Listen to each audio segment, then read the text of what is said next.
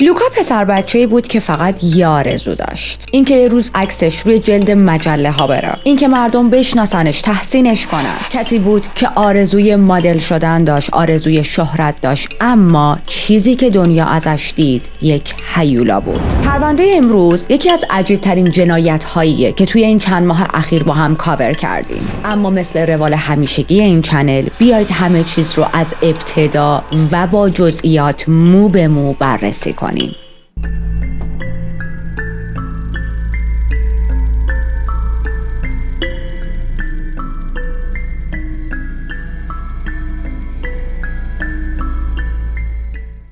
من ریتا هستم و در این چنل وارد دنیای جنایی میشیم. اگر به داستان‌های هیجان انگیز و ترو کرایم علاقه دارید میتونید همین الان از زیر این ویدیو دکمه سابسکرایب رو بزنید و زنگوله کنارش رو هم روشن کنید. قبل از شروع کیس باید هشدار بدم. این پرونده واقعا عجیبه، بسیار خشنه و شامل حیوان آزاری هم هست. اگر فکر میکنید چنین محتوایی اذیتتون میکنه میتونید این اپیزود رو فراموش کنید و توی اپیزودهای بعدی با من همراه باشید. و یا اگر جدید هستید میتونید از اپیزودهای قبلی دیدن کنید.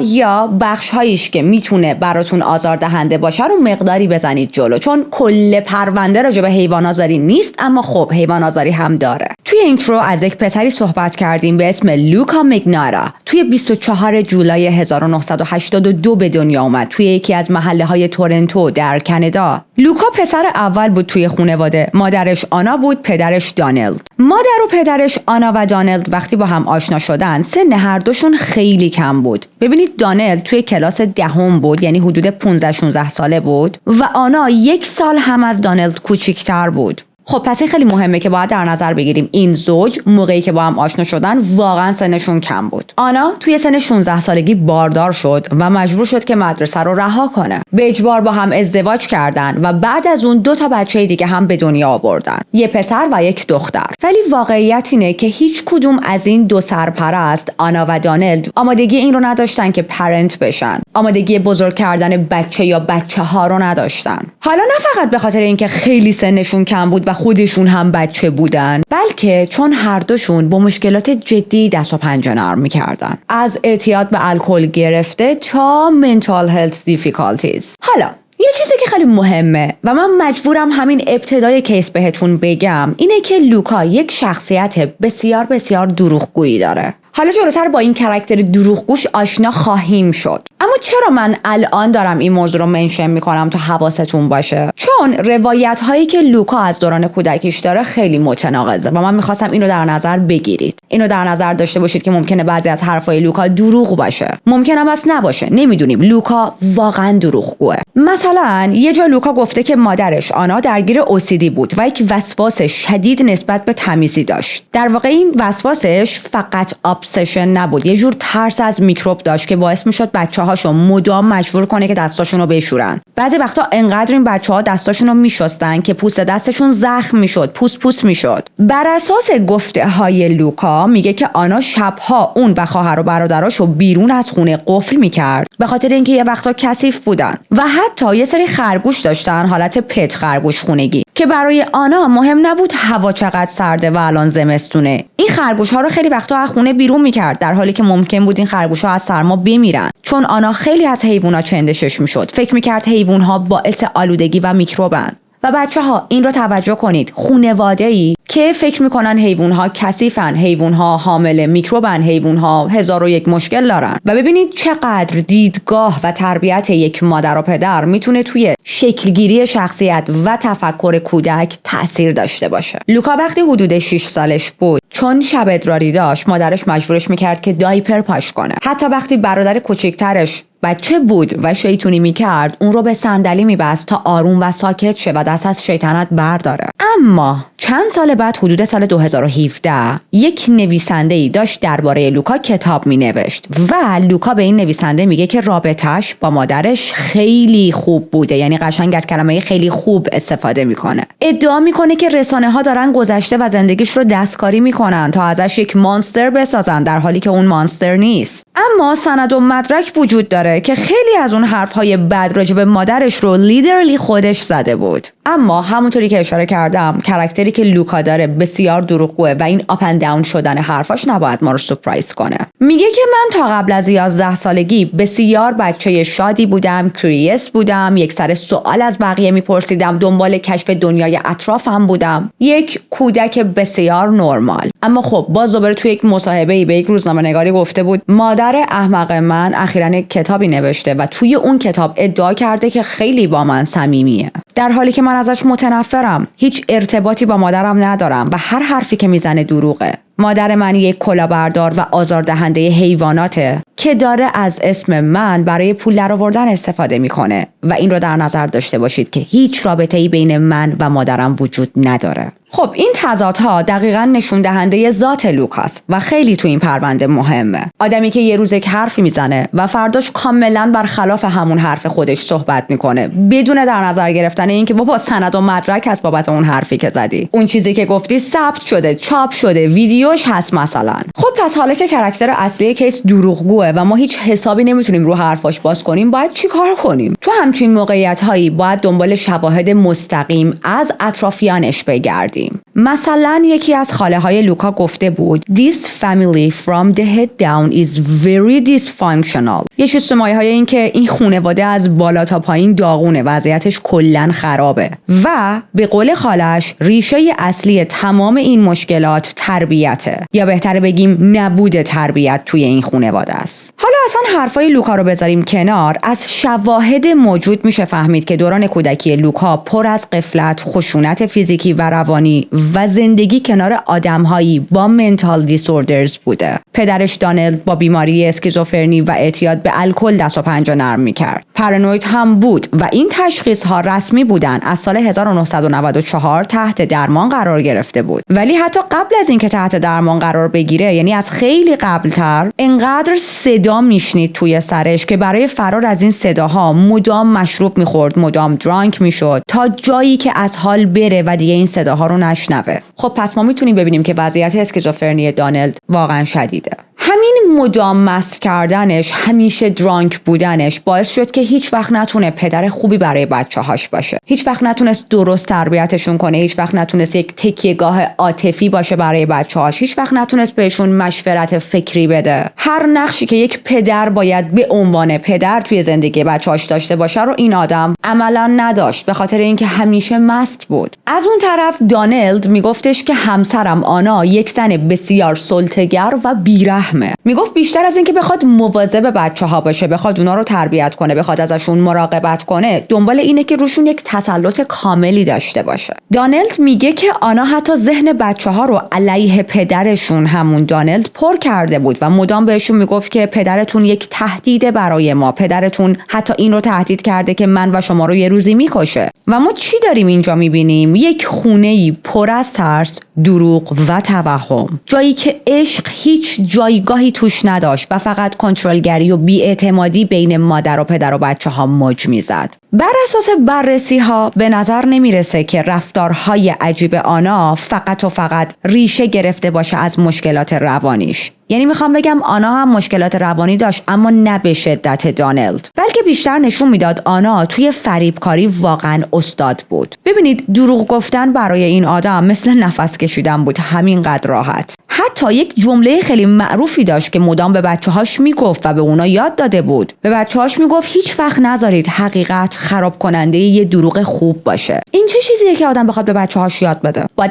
anyways آنا تصمیم گرفته بود بچه‌هاشو اینجوری تربیت کنه. خود آنا هم خیلی زیاد مشروب می‌خورد. اونجوری نبود که فقط دانلد مشروب دستش باشه، نه خیر. آنا هم یک سر مست می‌کرد، تمام مدت از ترسی که از میکروب‌ها داشت صحبت می‌کرد و جلوی بچه‌ها اینجوری رفتار می‌کرد. اونقدری که خیلی وقتا بچه‌ها مجبور بودن توی خونه ماسک بزنن. به هیچ عنوان اجازه نداشتن از پابلیک رستروم استفاده کنن. به خاطر اینکه آنا میترسید مریض شن. یعنی بچه‌ها اینجوری بودن که اگر بیرون دستشویشون میگرفت واقعا باید انقدر خودشون رو نگه می‌داشتن که نمیدونم حالا یا جاشون رو خیس کنن یا دلشون کلیهشون درد بگیره، ولی حق نداشتن برن به یک دستشویی عمومی. خب این ترس باعث میشه که بچه‌ها کاملا از دنیا جدا شن. هیچ کدوم از این سه تا بچه‌ها اجازه نداشتن که دوست داشته باشن، اجازه نداشتن مثل هر بچه نرمال دیگه‌ای برن و با دوست‌های دیگه‌شون بازی کنن، حتی اجازه نداشتن مدرسه برن. لوکا تا کلاس 6 اصلا پاشو به مدرسه نذاشته بود و هوم اسکول بود. مادرش آنا خودش توی خونه بهش درس میداد. یعنی حدود 11 سال از عمر این بچه توی خونه‌ای گذشت که پر از الکل، دروغ، ابسشن و تنهایی بود. نه دوستی داشت تا اون سن و نه ارتباطی با دنیای بیرون برقرار کرده بود. اما از یه جایی به بعد انقدر خانواده‌های دیگه، اطرافیان، در و همسایه، فامیل فشار آوردن که بالاخره آنا قبول کرد لوکا رو بفرسته مدرسه. ولی خب وقتی لوکا پاشو گذاشت مدرسه، از همون اول مشکلاتش معلوم شد. معلماش میگفتن که خیلی خوب میتونه بخونه و بنویسه، اما توی communication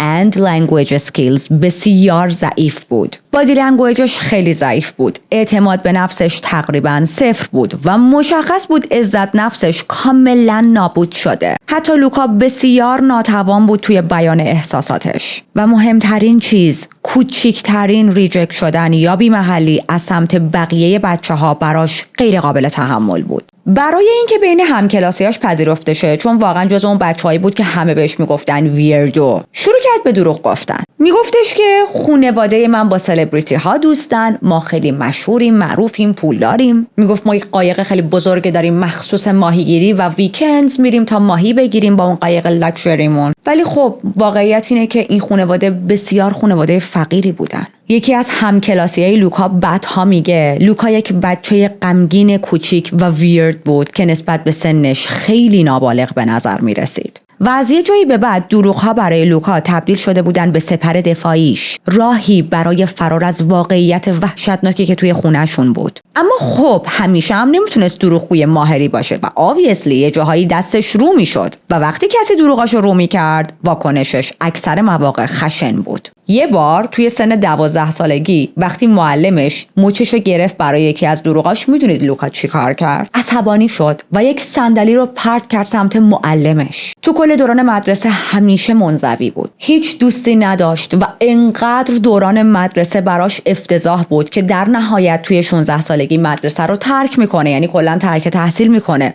و این ترک تحصیلش هم این مدلی بود که هیچکس متوجه نشد ما یه همکلاسی داشتیم به اسم لوکا و دیگه نمیاد مدرسه. یعنی این آدم انقدر نامرئی بود برای بقیه. دوران مدرسهش واقعا پر از تحقیر، تنهایی و شکست بود و من سعی کردم براتون خلاصه کنم، اما میخوام که اینا رو تو ذهنتون داشته باشید. از اون طرف محیط زندگیش هم پر از ترس، فریاد و باتل‌های خالی مشروبی بود که از دست پدر و مادرش این ور اون ور گذاشته میشد.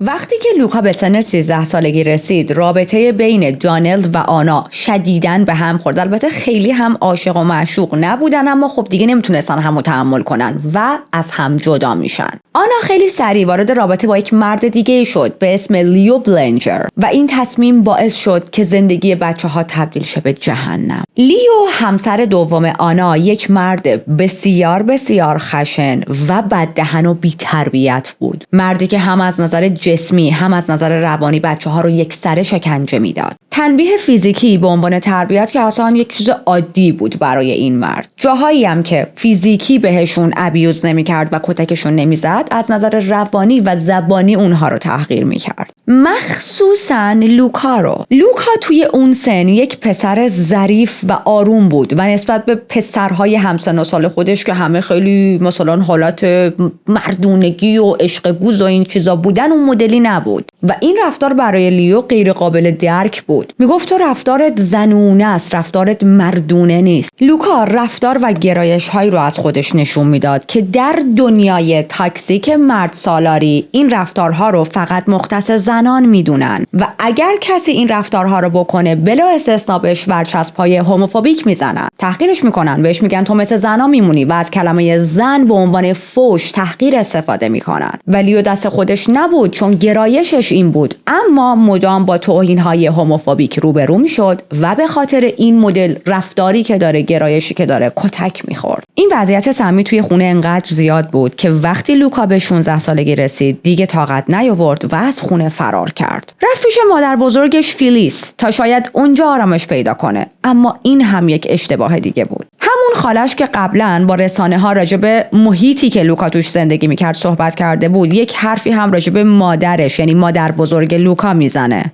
میگه که اون زن یعنی مام بزرگه بسیار کنترلگره. اگر شخصیت مطیعی داشته باشی هر کاری دلش بخواد باهات میکنه. منظورش این بود که اگر شل بگیری میاد و روشونه هات سوار میشه. و الان اینجوری هم که no wonder الان فهمیدم آنا به کی رفته. یعنی لوکا از یک محیط خشن رفته به یک محیط تاکسیک دیگه. مادر بزرگش هم obviously هیچ درکی از تربیت بچه نداشت. اونجا هم آزارهای کلامی و تحقیرها ادامه داشت. حالا خوبیش این بود که دیگه فقط فیزیکی کتک نمیخورد، اما مام بزرگ تا میتونست لوکا رو تحقیر میکرد. بیشتر این توهین‌ها و تحقیرها هم راجع به گرایش و ظاهر لوکا بود. و یه چیزی که مهمه من همینجا بهتون بگم، لوکا به صورت عمومی خودش رو بایسکشوال معرفی کرده، اما خیلی از اطرافیانش و حتی روانشناساش معتقد بودن که لوکا در واقع بایسکشوال نبوده و گی بوده. اما خب چون از برچسب خوردن یا جاج شدن میترسیده، گفته که من بای هستم. همونطور که خیلی از بچه‌هایی که در ابیوز بزرگ میشن یاد میگیرن که ذهنشون رو به یک پناهگاه خیالی ببرن، لوکا هم راه خودش رو پیدا میکنه. از همون بچگی خودش رو غرق فیلم و سلبریتی ها میکنه و بیشتر از همه شیفته مریلین مونرو شد. در واقع لوکا توی مریلین یک همزاد پیدا کرده بود، زنی که دوران کودکیش بسیار سخت بود، بارها و بارها مورد آزار و ابیوز قرار گرفته بود، اما در نهایت تبدیل شده بود به یک چهره زیبا، درخشان و تحسین برانگیز. توی عکساش لبخند میزد و به نظر خوشحال میومد، چیزی که لوکا همیشه حسرتش رو داشت. بعدها میگه که من وقتی بچه بودم از خودم بدم میومد. حس میکردم من خیلی زشتم. اما وقتی که خودم رو به زیبایی مریلین تصور میکردم، حس خیلی بهتری پیدا میکردم. و از همونجا بود که باور کرد شهرت یعنی خوشبختی. اینکه اگه بقیه بهت نگاه کنن، اسمت رو روی رد کارپت صدا بزنن، ازت عکس بگیرن، تحسینت کنن، یعنی اینکه بالاخره ارزشش رو پیدا کردی. و تو این خط زمانی آینه تبدیل شده بود به یک خدا برای لوکا. لوکا یک سر از مریلین تقلید میکرد. موهای بلاندی که مریلین داشت، زیبایی منحصر به فردش، عوض کردن اسمش، همش برای لوکا نشونه ای از تولد دوباره بود. تو ذهنش یه سر خودش رو معروف تصور میکرد، کسی که بالاخره یه روزی یه جایی دیده میشه. از بازیگرای دیگه هم تقلید میکرد، حتی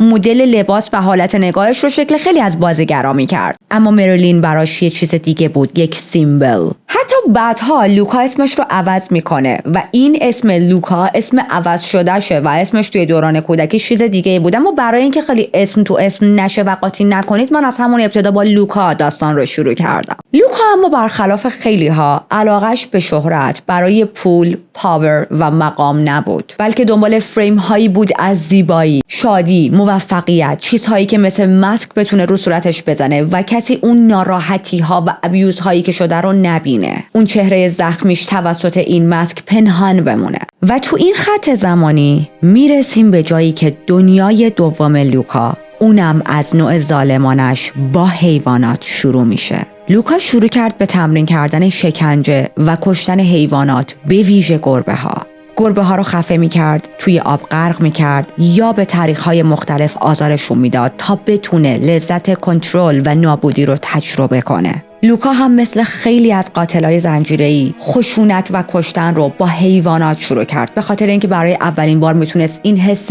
کنترل داشتن روی یک موجود زنده رو تجربه کنه. اما خب چون تجربهش کم بود، چون که ممکن بود سوتی بده، چون ممکن بود آدم‌ها بهش اعتماد نکنن، میرفت سراغ حیوان‌های بیچاره. لوکا کسی بود که سالها توی محیطی پر از ترس و تحقیر زندگی کرده بود. چه تو خونه خودش با پدر و مادر اصلیش، چه بعدش که پدر ناتنی اومد بالا سرش و چه بعد از اون که رفت با مادر بزرگش زندگی کنه. حتی توی دوران مدرسه هم روند همین بود براش. بیسیکلی هیچ جایی نبود که لوکا بتونه ذره عشق و محبت رو ببینه، ذره توجه بگیره. و حالا یه همچین کاراکتری قدرت مرگ و زندگی یک موجود بی‌دفاع مثل گربه ها اومده بود دستش. براش چیز جدید بود، براش نوعی رهایی بود. گرچه ما دقیق نمیدونیم که از کی شروع کرد به حیوان آزاری و قتل بچه گربه ها و حالا گربه های حتی بالغتر، چون بعضی از منابع میگن با وجود خشونت هایی که میخواد جلوتر به ما نشون بده، به احتمال زیاد این رفتار مجرمانه رو از دوران کودکی داشته و به حیوان ها آسیب میزده و حیوان ها رو به قتل میرسونده، قاتل حیوانات بوده. ولی خب خودش به چیزی اعتراف نکرده، کسی هم نبوده که شاهد این موضوع باشه. البته این رو هم نباید فراموش کنیم، یک حیوان آزار نمیره وسط خیابون جلوی 6 تا کامera شروع کنه حیوان رو آزار دادن. متجاوزین، پدوفایل ها، حیوان آزارها تو خلوت خودشون این کارها رو میکنن. اما چیزی که راجع به کیس لوکا قطعیه اینه که کلا از دوران کودکیش خیلی مجذوب خشونت میشد. فیلم بیسیک اینستینکت یکی از اولین جرقه هایی بود برای لوکا. توی این فیلم نشون میده یک مردی به تخت بسته شده و با یک آیس پیک به قتل میرسه و این صحنه برای لوکا تبدیل میشه به تصویری که میپرستیدش. مثل جفری دامر که میشست و فیلم جنگیر رو اوور اند اوور تماشا میکرد، لوکا هم میشست این فیلم رو یک سر از ابتدا میدید، فقط به خاطر همین صحنه هاش. و حالا یک مقدار بزنیم جلو، لوکا الان بزرگتر شده و هیچ عزت نفسی نداره. لوکا هیچ حس ارزش به عنوان یک انسان رو درون خودش نمیدید. کاملا از دنیای واقعی جدا شده بود و نه میتونست و نه میخواست که با اطرافیانش بتونه ارتباطی برقرار کنه. حتی بقیه هم خیلی مایل نبودن با لوکا ارتباط برقرار کنن. چون ببینید آدم ها متوجه شده بودن که لوکا ناتوانه توی نشون دادن امپاتی، یا حتی وقتی کار بدی میکنه، مثلا خشمگین میشه، توهینی به یکی میکنه، کسی رو کتک میزنه، هیچ پشیمونی نشون نمیده. obviously آدم ها دلشون نمیخواد با همچین کسی در ارتباط باشن. تو این خط زمانی که لوکا سنش بیشتر شده، کاملا مجذوب قتله و برای فرار از واقعیت‌های تلخ زندگیش به حیوانات رحم نشون نمیده. تو این خط زمانی شکنجه کردن حیوانات برای لوکا خیلی بیشتر شده بود، خیلی عادی تر شده بود از اینکه میتونه قدرت داشته باشه بین زندگی کردن و مردن یک موجودی بی نهایت لذت میبرد. از اون طرف هم داشت تلاش میکرد که یک دنیای فریبنده‌ای بسازه که داخلش بتونه توجه، پول و خوشبختی به دست بیاره، چیزهایی که لوکا فکر میکرد برای شاد زندگی کردن کافیه. از نظر لوکا خوشبختی فقط تو همینا خلاصه میشه. کل زندگیش وقف این میشه که به یک شهرتی برسه، مشهور بشه، حتی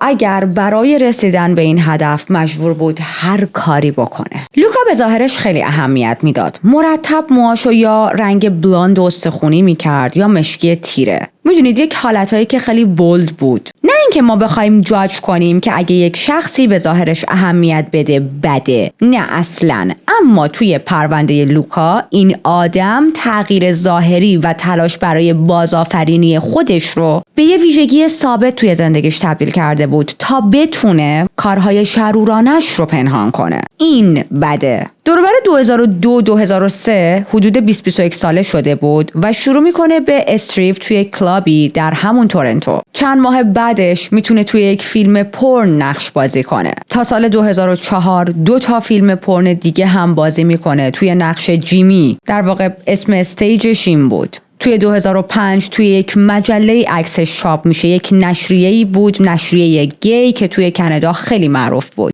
و دیدن تصاویر خودش روی مجله و حضورش توی فیلم‌های پورن براش بسیار هیجان زیادی داشت. یک حس خود بزرگبینی پیدا کرده بود. شروع میکنه تیک‌های لیست دستاورداش رو تیک زدن یکی یکی. بعد عکسای خودش رو یه سره مقایسه میکرد با تصاویر مرلین. به خیال خودش داشت قدم به قدم به شهرت بیشتر و بیشتر نزدیک میشد. اما خب متاسفانه سبک زندگی سلبریتی ها به 2 تا چیز نیاز داره، یا پارتی و این که شما یک برویی داشته باشی، یا پول، که خب لوکا هیچ کدوم از این 2 تا رو نداشت. نه آشنایی داشت که بتونه دستشو بگیره و این آدم رو تبدیل کنه به یک شخص سلبریتی و نه اونقدی پول داشت که بتونه تظاهر کنه که من خیلی معروفم و خیلی لاکچری میتونم زندگی کنم. پس چیکار میکنه؟ دوربر همون سال 2004 با یک زنی که بسیار آسیب پذیر بود وارد رابطه میشه. این خانم زیر سن قانونی نبود و 21 سالش بود. اما برای چی میگم آسیب پذیر؟ به خاطر اینکه یک سری مشکلات روانی داشت.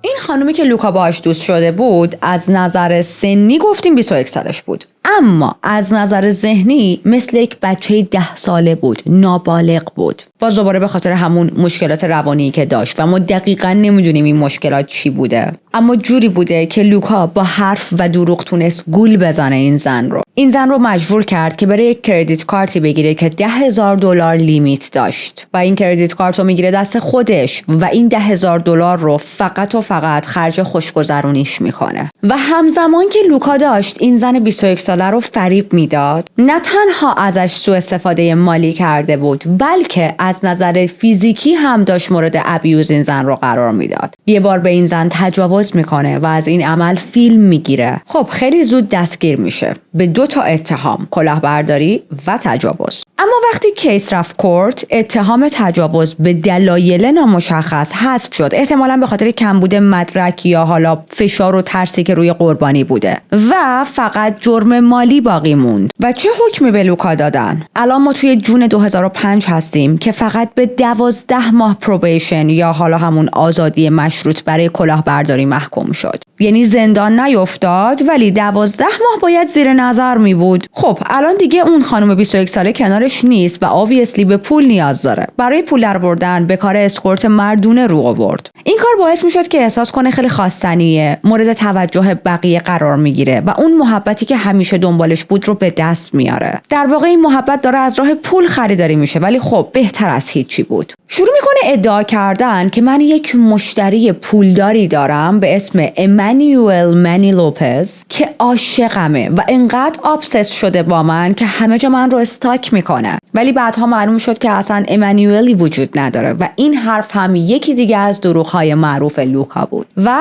این رو فراموش نکنید که همزمان هم فانتزی‌های قتل دارن توی ذهن این آدم بیشتر و بیشتر شکل میگیرن. دوروبر سال 2005 با یک زن ترنسی به اسم نینا آرسنال آشنا شد و مدتی با هم توی رابطه بودن. نینا بعدها که از لوکا جدا میشه میگه که لوکا یک دروغگوی بیمار و یک شخص کنترلگر بود. رفتارش غیر قابل پیش بینی بود و یک بار به من یه حرفی زده بود. گفته بود که میترسم وقتی توی چشام نگاه میکنی. میترسم که بفهمی هیچ چیزی توی چشمای من نیست. میگفت خیلی وقتا خودشو میزد، خودزنی میکرد، بعدش میخندید و یه سری شوخی‌های دارک میکرد. از آرزوهاش برای کشتن مردم حرف میزد. حتی میگفت آرزوی کشتن خانواده‌اش رو داره. نینا میگه لوکا به شدت مجذوب قاتل‌های زنجیره‌ای شده بود و مدام دربارشون حرف میزد. سال بعدش یعنی سال 2006 با یک زن ترنس دیگه‌ای به اسم باربی وارد رابطه شد. باربی هم گفت رفتار لوکا واقعا نگران کننده بود و میگه اصلا برای همین من از این آدم جدا شدم. میگه خونه‌اش مثل یک تمپلی بود برای خودش. دیوار به دیوار خونه‌اش فقط و فقط پر از عکسای خودش بود. یه حالت بسیار بسیار خودشیفته. باربی میگه که مدام از من میخواست عکسای بیشتری ازش بگیرم و باربی همین حرفو میزنه که لوکا ابسشن عجیبی نسبت به قاتل‌های زنجیره‌ای داشت. مخصوصاً کیس 2 تا قاتل معروف پرونده کن و باربی کیلرز، کاپلی که بین سالهای 1990 تا 92 3 تا زن رو بودن، شکنجه دادن و کشتن و اون زخم‌های توی دوران کودکیش الان توی دوران بزرگسالیش تبدیل شده به یک آتش بیمارگونه‌ای برای دریافت جلب توجه از سمت دیگران و این تشنه بودن برای جلب توجه توی این پرونده خیلی مهمه تو کاراکتر لوکا. با گذر زمان این نیاز فقط و فقط داشت شدیدتر میشد. راجع به این خط زمانی که الان هستیم، خود لوکا بعدها به خبرنگارها میگه که من یک اسکورت مرد موفق بودم و حدود شبی $10,000 پول در می آوردم. میگه من خیلی جاهای مختلف میرفتم و از هر جایی کلاینت داشتم، نیویورک، لس آنجلس، میامی و کلی شهرها و کشورهای دیگه. مدل نامی بودم توی ایتالیا، پاریس، اسپانیا، اسرائیل، سوئیس، لندن. هر حتی توی روسیه و آمریکا باله و تئاتر کار میکردم، اما هیچ کدوم از اینا واقعیت نداشت. لوکا باز هم داشت دروغ میگفت. برسیم به سال 2007 که برخلاف ادعایی که لوکا بعدها از اون دورانش داشت و میگفت من دارم همینجوری کشور به کشور همه جا میگردم، همه چیز اتفاقا برعکس بود. لوکا رسما اعلام ورشکستگی کرده بود چون $177,000 بدهی بالا آورده بود. تو اون خط زمانی یه آدمی بود که نه معروف بود، نه شهرتی داشت، نه کسی اصلا بهش توجه میکرد و همه اینا باعث شده بود که خشمگین‌تر و ناامیدتر بشه. ولی ببینید لوکا خیلی روش زیاده و دست از تلاش بر نمیداره برای اینکه معروف شه. تصمیم گرفت خودش رو بندازه وسط دنیای ریالیتی شوها. هر برنامه‌ای که فقط یک ذره مخاطب داشت و دوربین هم داشت براش مثل اکسیژن بود. بالاخره یکی از برنامه‌ها قبولش میکنن که تو شرکت کنه. یک برنامه‌ای بود به اسم کاور گای. شرکت میکنه، میره جلوی داورا و اولین حرفی که میزنه چیه؟ یک شخص خودشیفته چه حرفی میتونه جلو داورا بزنه؟ میگه که بعضیا میگن من به شکل ویرانگری خوش قیافم. اما خب obviously داورا خیلی بدشون اومد و ردش کردن. داورا اینجوری بودن که بذار ما خودمون بفهمیم که تو خیلی ویرانگری یا نه. خودت نمیخواد از خودت تعریف کنی. خب از راه ریالیتی شوها هم نتونست به نتیجه‌ای برسه و لوکا همچنان ابسسد با سلبریتی بودن و خیلی فاصله داره تا سلبریتی شدن. توی جولای 2007 تصمیم میگیره که برای خودش یک صفحه توی ویکی‌پدیا درست کنه. چون پیش خودش میگه آدم‌های معروف اولین چیزی که راجبشون خیلی نرمال معمولیه اینه که اسمشون توی اینترنت هست، توی ویکی‌پدیا هست وقتی سرچ میکنیشون. و من معروفم اما چرا توی ویکی‌پدیا صفحه ندارم؟ بذار پیج برای خودم درست کنم. اما سال بعدش حذف شد چون به گفته یکی از مدیرهای سایت لوکا به اندازه کافی معروف نبود که بخواد واسه خودش ویکی‌پدیا داشته باشه. و برسیم به یکی از عجیب ترین اتفاقهای زندگی لوکا. وقتی که لوکا میبینه از هیچ کدوم از این راه‌ها نتونسته به شهرت برسه، میگه خیلی خوب بذار من خودمو بچسبونم به یک آدم معروف. اما نه از اون آدم‌های معروفی که الان ممکنه تو ذهن خیلیاتون بیاد، نه یک خواننده، نه یک بازیگر، نه یک مدل، نه. سپتامبر 2007 با پای خودش رفت دفتر روزنامه، درخواست مصاحبه‌ای کرد، مصاحبه انجام داد تا شایعات اینترنتی درباره رابطه‌اش با کارلا رو تکذیب کنه. کارلا کی بود؟ یکی از همون قاتل‌های پرونده کنن باربی کیلرز. جالب اینجاست که این شایعه رو خودش ساخته بود تا بتونه توجه جلب کنه. دقت کردید چی شد؟ خودش شایعه درست کرده بود، خودش هم رفته بود که بگه این شایعه ها شایعه است. حالا مصاحبه رو من بهتون بگم. مصاحبه خیلی طولانی، من براتون خلاصش رو میگم. تو مصاحبه میگه که زندگیم داره نابود میشه به خاطر اینکه مردم شروع کردن شایعه پخش کردن که من با کارلا دیت میرفتم. این شایعه زندگی منو خراب کرده، به مرگ تهدیدم کردن، آدرس خونم پخش شده، مجبور شدم بارها اسباب کشی کنم، سگم رو از ماشینم دزدیدن.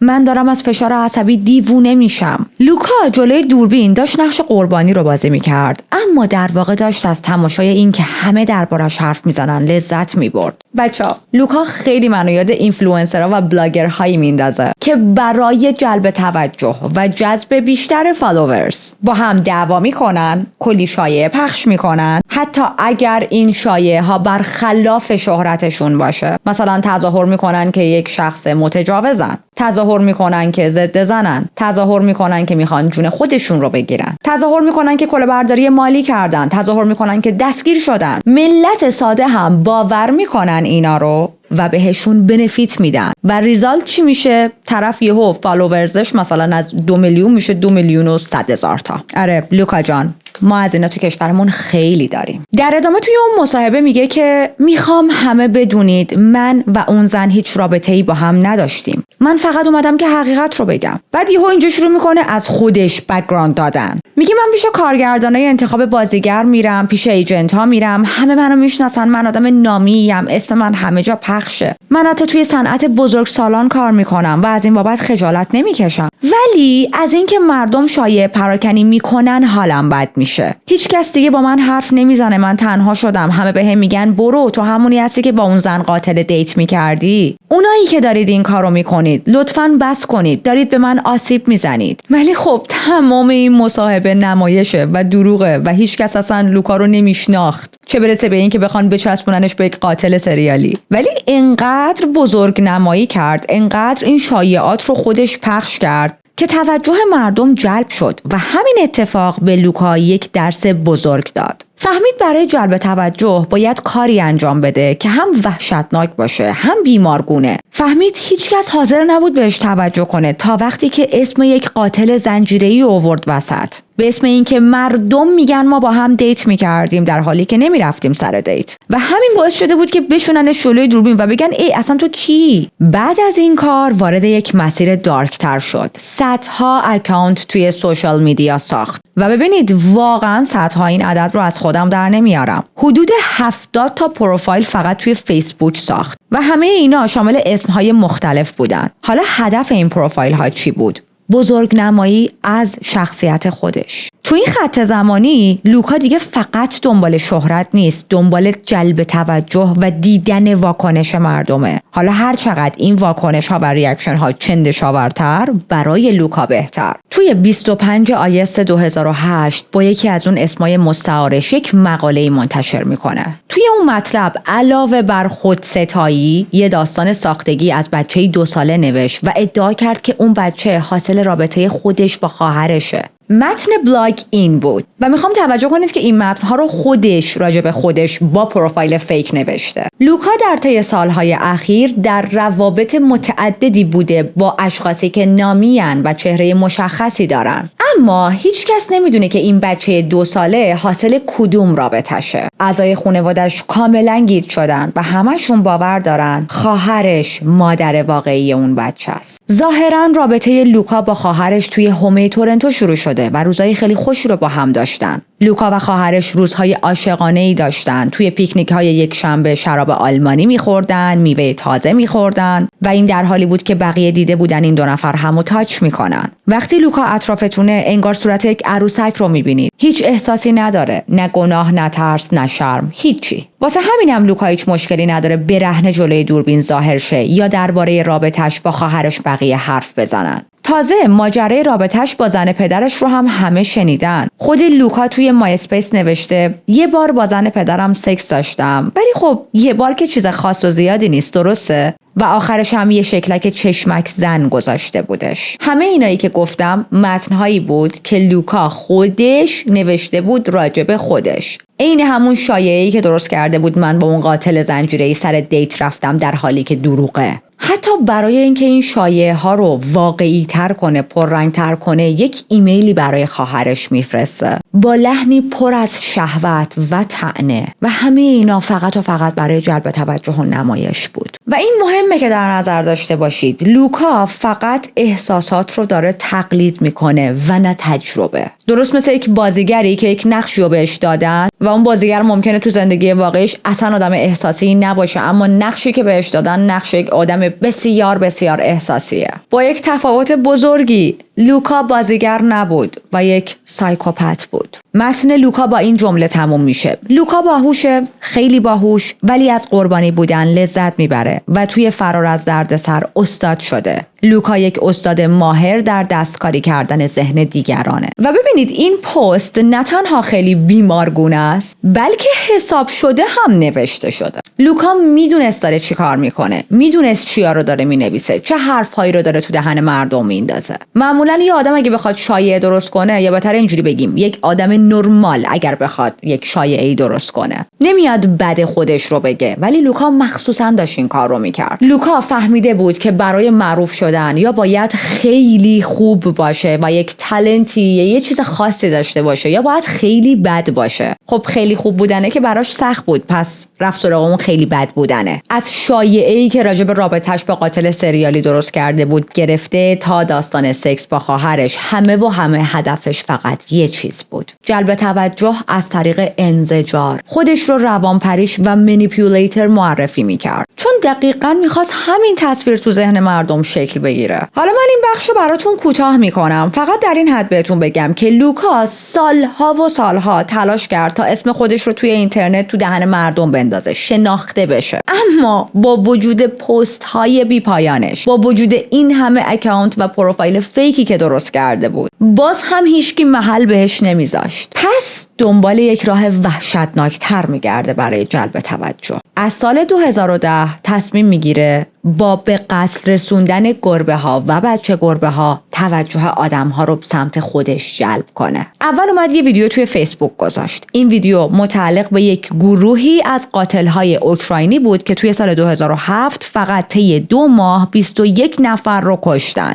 ویدیو قتل یک مرد 48 ساله رو نشون میداد که با چکش انقدر دارن میزننش که میمیره. و ببینید این صحنه وحشتناکه، مخصوصا برای اینکه شما توی فیسبوک آپلودش کنی. ولی برای لوکا نه، مثل ویدیوی معمولی بود. خب این ویدیو واقعا وحشتناک بود، اما نه اونقدری که لوکا رو معروف کنه. یعنی مردم توجه کردن، ولی باز توجه ها سمت اون قاتل ها بود، نه کسی که این ویدیو رو آپلود کرده. و لوکا اینو نمیخواست. لوکا میخواست همه فقط به اون نگاه کنن. پس میاد 21 دیسمبر 2010 یک ویدیوی دیگه توی فیسبوک شیر میکنه. ویدیویی به اسم One Guy Two Kittens. توی ویدیو مردی با یک کاپشن آبی و کلاهی که روی سرشه و بعداً مشخص میشه که این آدم لوکاست و خب اون زمان مردم نمیدونستن کیه. 2 بچه گربه کوچیک رو روی پتو میذاره. برای چند لحظه باهاشون خیلی کیوت بازی میکنه. بعد یهو اونا رو داخل یک کیسه وکیوم میذاره. ماشین رو روشن میکنه و هوا رو از توی اون کیسه میکشه بیرون، اونقدر که این گربه ها خفه میشن و میمیرن.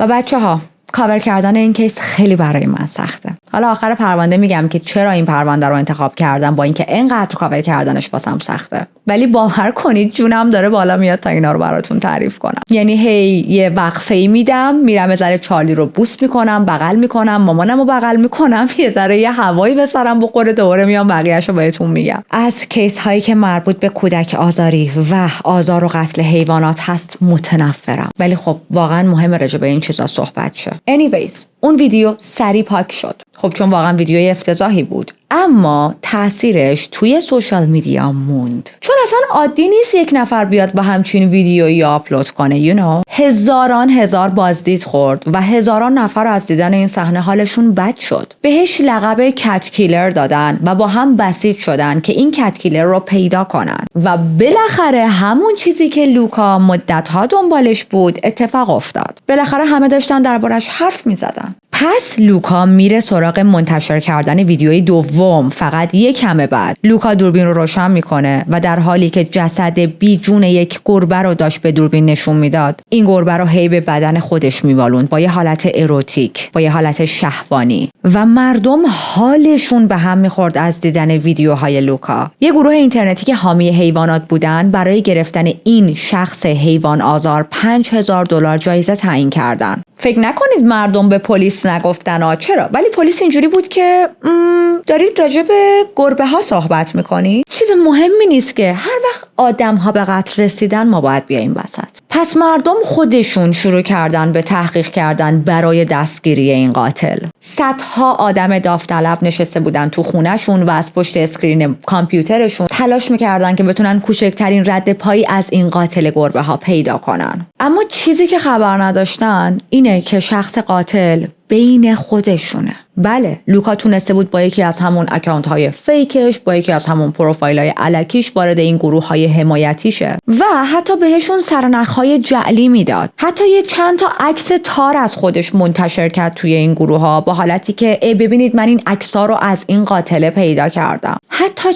چند بار اسم کامل خودش رو پست کرد توی اون گروه ها. ولی خب بقیه این مدلی بودن که مطمئنی اسم واقعیش اینه؟ از کجا میدونی؟ و لوکا نمیتونست بگه چون خودم هستم. برای لوکا هیچ چیزی ارزش نداشت مگر اینکه کردیت اون کار فقط و فقط نصیب خودش بشه. و این ویدیوهای گربه آزاری و قتل گربه ها همینطوری داره ادامه پیدا میکنه. من واقعا نمیتونم بیشتر توضیح بدم، اعصابم نمیکشه، اوکی، اما فقط در این حد بهتون بگم که در حد 2 تا ویدیو نبود. اوایل سال 2011 یکی از اعضای همین گروه‌های حمایتی انقدر خسته شده بودن، انقدر کلافه شده بودن از اینکه نمیتونن، خب میدونید به خاطر اینکه واقعا کار پلیس نه کار آدمای عادی، نمیتونن لوکا رو پیدا کنن. تمام دیتیلز و اینفورمیشنی که جمع کرده بودن رو به پلیس میدن، پلیس تورنتو، و میگن ببین ما این همه دیتیلز جمع کردیم، بیا برو تو بیشتر تحقیق کن، این یارو رو دستگیر کن، این داره گربه ها و بچه گربه ها رو میکشه، شکنجه میده. ولی برای پلیس اصلا اهمیتی نداشت، چون میگفت ویکتیمز گربه ها هستن و نه انسان. ذهنیت پلیس مخصوصا تو اون زمان، همونطوری که متاسفانه تو خیلی از کشورها در حال حاضر ما همچین ذهنیتی رو میبینیم، این مدلی بود که حیوان آزاری جرم خیلی جدی نیست، اونقدر جدی نیست که نیروی پلیس بخواد براش انرژی و هزینه و وقت بذاره.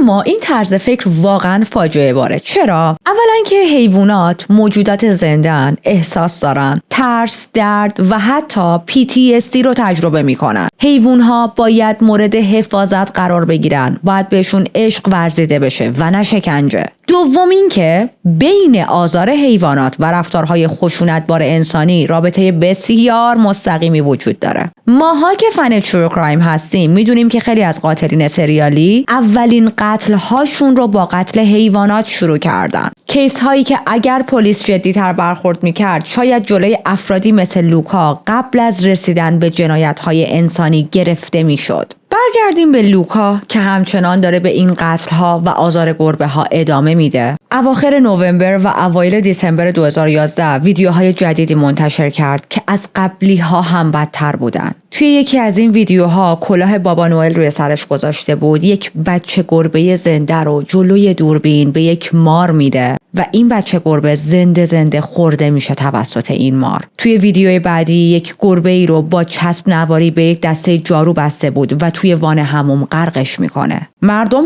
واقعا نمیتونستن تحمل کنن، خیلی حالشون بد بود. با هر ویدیویی که لوکا آپلود میکرد حال بقیه بدتر میشد. چیزی که بقیه متوجه شدن این بودش که آخرین ویدیویی که گذاشته از لندن آپلود شده، ولی خب بعدها مشخص میشه که این ویدیو رو توی همون کانادا ضبط کرده بوده و فقط توی انگلیس آپلودش کرده بود.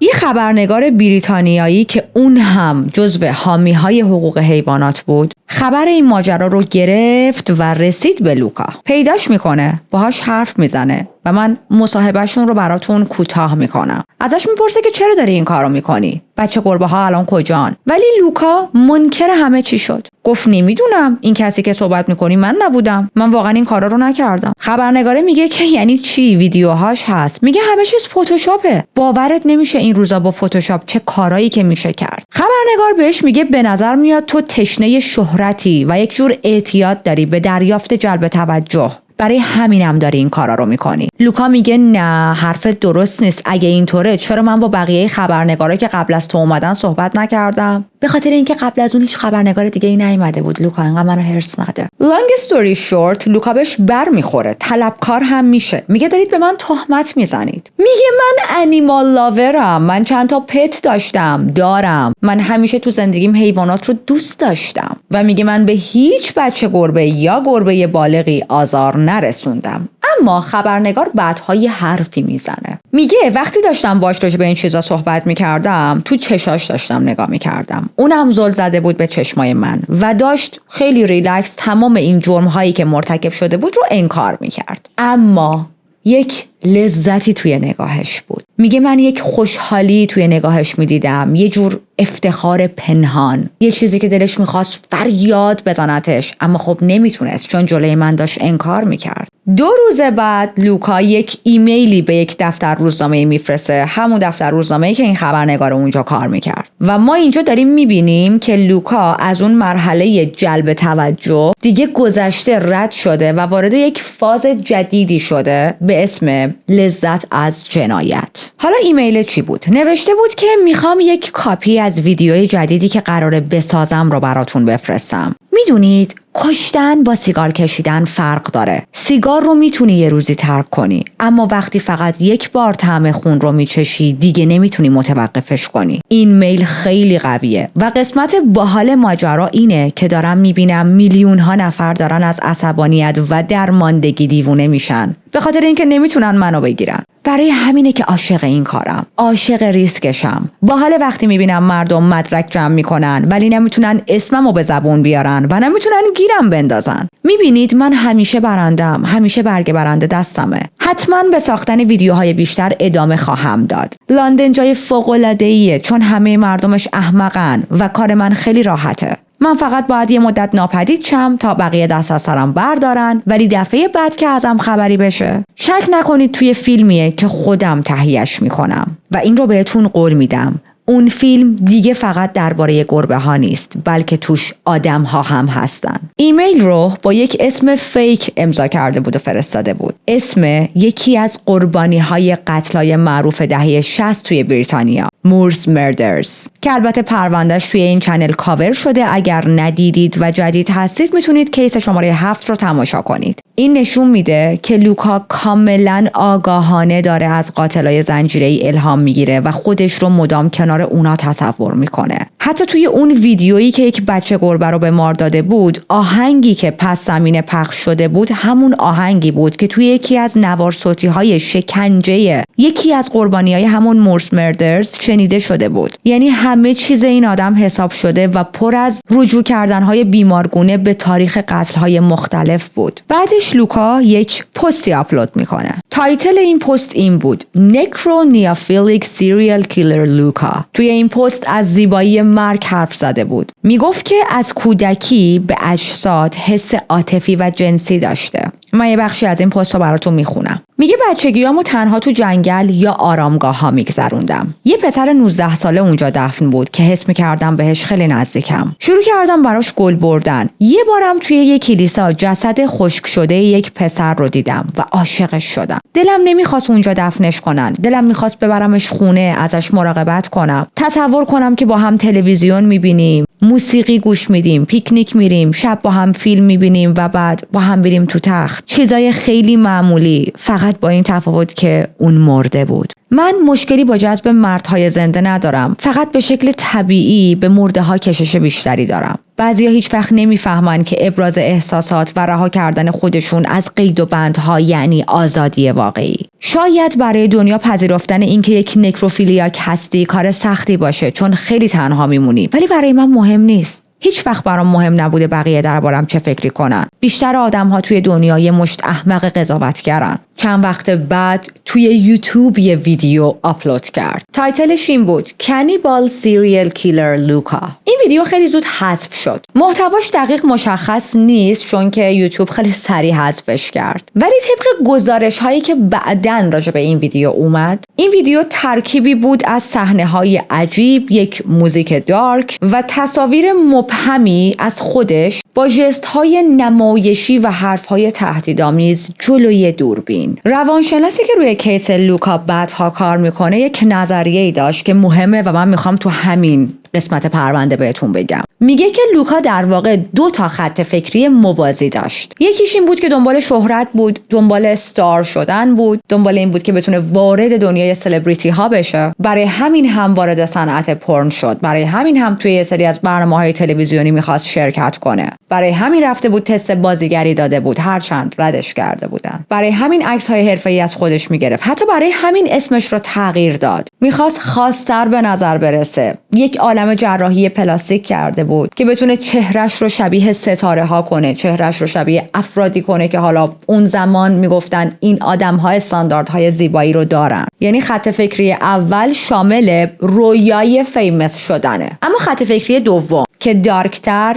و دنجرستر بود. لوکا شیفته قاتل‌های زنجیره‌ای در سراسر دنیا بود. چیزی که جذبش میکرد فقط خشونت نبود، بلکه شهرتی بود که این قاتل‌ها از طریق جنایت‌هایی که انجام داده بودند به دست آورده بودند و بهشون رسیده بود. در حدی که خیلی از این قاتل‌ها بعد از اینکه افتادن زندان کتاب نوشتن. حتی نویسنده‌های دیگر اومدن راجع به این قاتل‌ها کتاب نوشتن. ازشون فیلم ساخته شد. یه سری از آهنگ‌ها حتی الهام گرفته از این قاتل‌ها ساخته شده. در حالی که خیلی از این قاتل‌ها سالها از مرگشون میگذره هنوز اسمشون زنده است. و اینا برای لوکا بی‌نظیر بود. لوکا عاشق این بود از قاتل‌های زنجیره‌ای بود. اوایل لوکا سعی کرده بود این ابسشنش رو کنترل کنه. سعی کرده بود مسیر نرمالی رو به شهرت جلو ببره، همونطوری که اشاره کردیم. فکر می‌کرد میتونست از راه شغل به دست آوردن تبدیل بشه به یک چهره نامی. میتونه به یک موفقیتی برسه. میتونه اون میل عمیق به شناخته شدن رو که به هر قیمتی میخواد به دست بیاره از طریق شهرت پیدا کنه. اما وقتی موفق نشد کم کم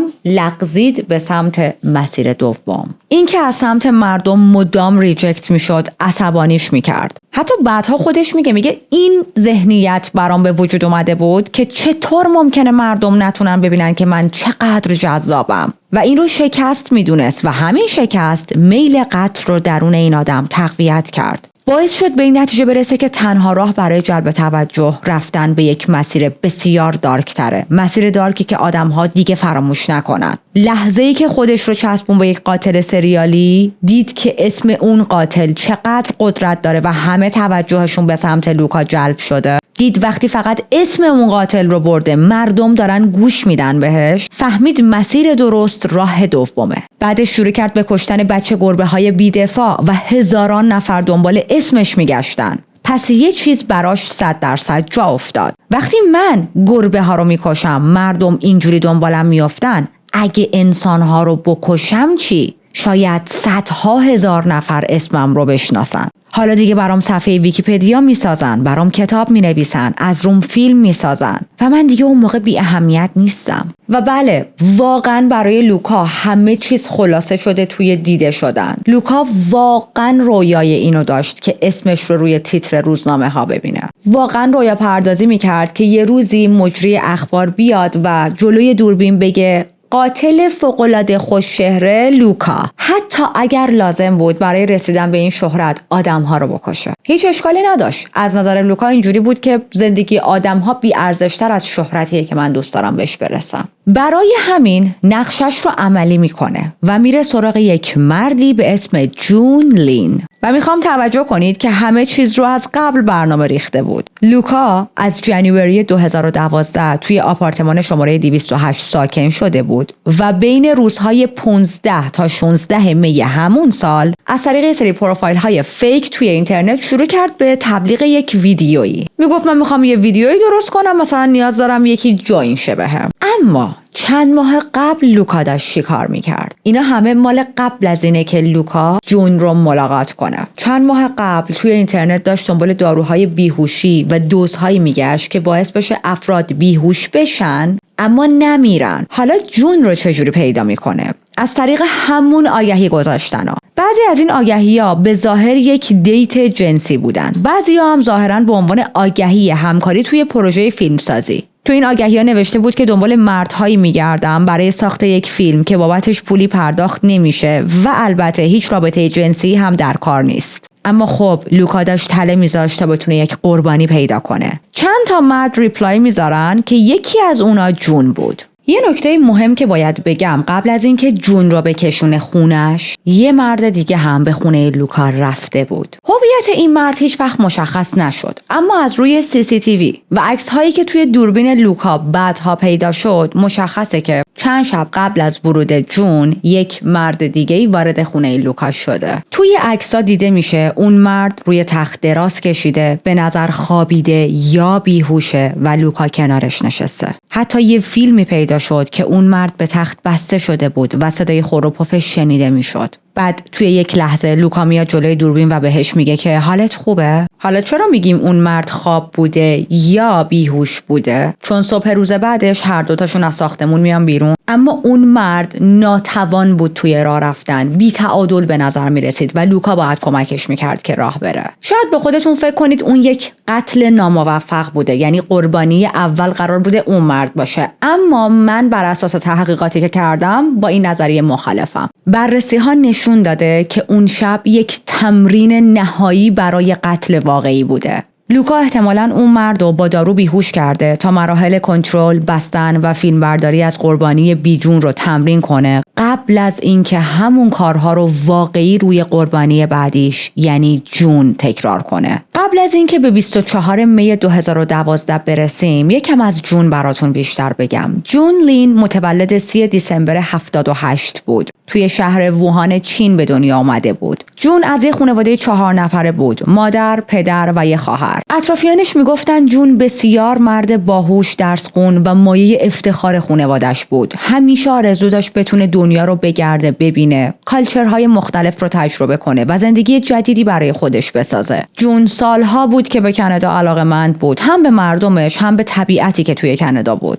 و بالاخره توی دیسمبر سال 2010 همه چیز رو رها کرد و مهاجرت کرد. تصمیم گرفت که کسب و کار خودش رو راه بندازه و همزمان هم توی رشته مهندسی کامپیوتر درس میخوند. از اون طرف برای گذروندن زندگی توی یک فروشگاه شبانه روزی کار میکرد. دانشگاهش هم ازش به عنوان یک دانشجوی استثنایی یاد کرده بود. دوستاش میگفتن که جون همیشه یک مرد خیلی مهربون بود، واقعی بود. میدونید از اینایی نبودش که مثلا تظاهر کنه، فیلم بازی کنه، خودش بود. همیشه خنده رو لب داشت و آماده کمک کردن به آدم‌های دیگه بود بلا استثنا. فقط 2 سال گذشته بود از ورودش به یک کشور جدید و انقدر تونسته بود تأثیر مثبتی روی اطرافیانش بذاره که خیلی بعدتر هم ازش با عشق و مموری‌های خوب یاد می‌کردن. جون همجنسگرا بود، چیزی که از خانواده‌اش پنهان کرده بود. خانواده‌اش اصرار داشتن که باید با یک زن ازدواج کنه، یه زن خوبی که مثلا حالا خودشون پیدا کنن و یک زندگی سنتی تری داشته باشه. حتی انقدر این اصرارشون جدی بود که باعث شده بود جون یک بار قبلا ازدواج کرده باشه. ولی خب از اونجایی که اصلا گرایش جون فرق داشت، اصلا خواسته هاش توی دنیا متفاوت بود، این ازدواج خیلی طول نمیکشه و زود از هم جدا میشن. شاید یکی از اصلی ترین دلایلی که کانادا رو انتخاب کرده بود، آزادی بیشتری بود که توی کانادا وجود داشت. مثلا میدید لایف استایل آدم‌ها متفاوته و توی اون کشور پذیرش همجنسگرایی و کلا هر شاخه‌ای از LGBTQ خیلی عادی تر از چیزیه که توی چین میدید. از همون ابتدا هم که پاش رسید به کانادا، زندگیش رو به عنوان یک مردی که همجنسگراه خیلی آشکارا شروع کرد. یعنی دیگه اونجا نمیخواست تظاهر کنه که مثل جوری که جلوی خانواده‌اش تظاهر میکرد. وارد یک رابطه‌ای میشه، یک دوست پسری داشت، اما چند هفته قبل از اینکه با لوکا آشنا شه از این رابطه میاد بیرون و با هم به قولی بریک اپ میکنن، از هم جدا میشن. خب این جدایی برای جون سخت بود، هنوز توی اون حال و هوای ناراحتی بعد از جدایی بود. برای اینکه یادش بره، برای اینکه بتونه با این تلخی جدایی راحت تر کنار بیاد، شروع میکنه به گشتن تو سایت های اینترنتی برای آشنا شدن با آدم های جدید و این میشه که این 2 نفر عصر پنجشنبه 24 می 2012 با هم ملاقات میکنن.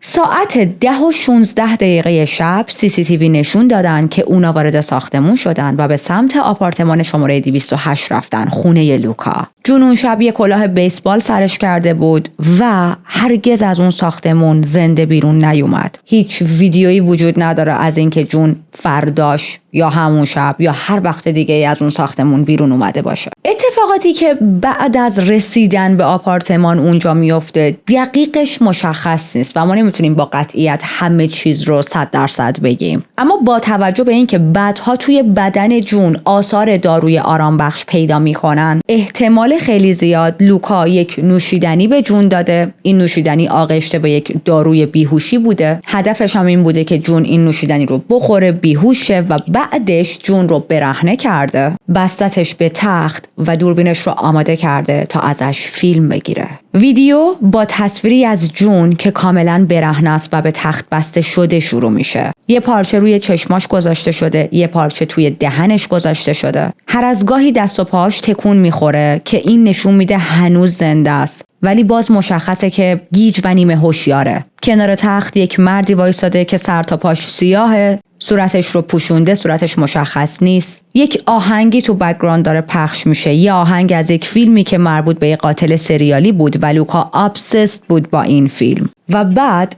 جلوی دوربین لوکا با پیشگوشتی شروع میکنه به بدن جون ضربه زدن. بعدش دوربین رو بر میداره و میگیره سمت زخمهای بدن جون و تمام این زخمها رو به دوربین نشون میده. اینجا ویدیو مشخصه که یک کاتی خورده، ادیت شده و توی بخش بعدی جون دوباره دیده میشه. اما این بار دیگه همون هر از گاهی هم دست و پای جون تکون نمیخوره و جون کاملا بی جونه. توی ویدیو مشخصه که گلوی جون به طرز فجیعی بریده شده و بعدها پزشکا میگن که همین بریدگی احتمال خیلی زیاد دلیل اصلی قتلش بوده، چون انقدر این بریدگی عمیق بود که آدمی نمیتونه از این بریدگی جون سالم به در ببره و همین باعث مرگش شده. بعدش لوکا جلوی دوربین شروع میکنه به بریدن بدن جون. دوباره ویدیو کات میشه، صحنه بعدی نشون داده میشه که جون اونجاه ولی سر نداره. بعدش شروع میکنه دستها و پاهای جون رو بریدن و همه اینا رو داره ریکورد میکنه. بعد موقعی که داشت یکی از بازوهای جون رو میبرید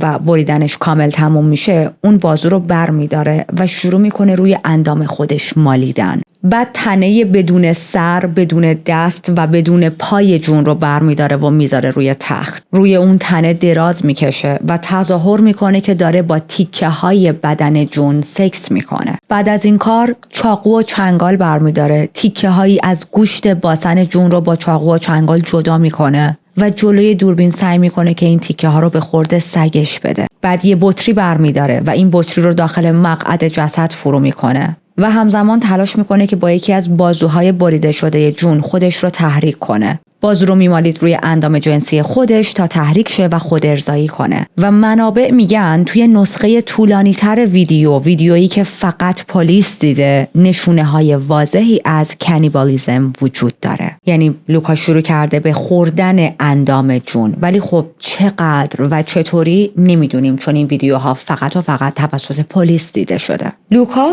بعد از ضبط این ویدیو به آخرین مرحله از اون فانتزی بیمارگونش رسیده بود.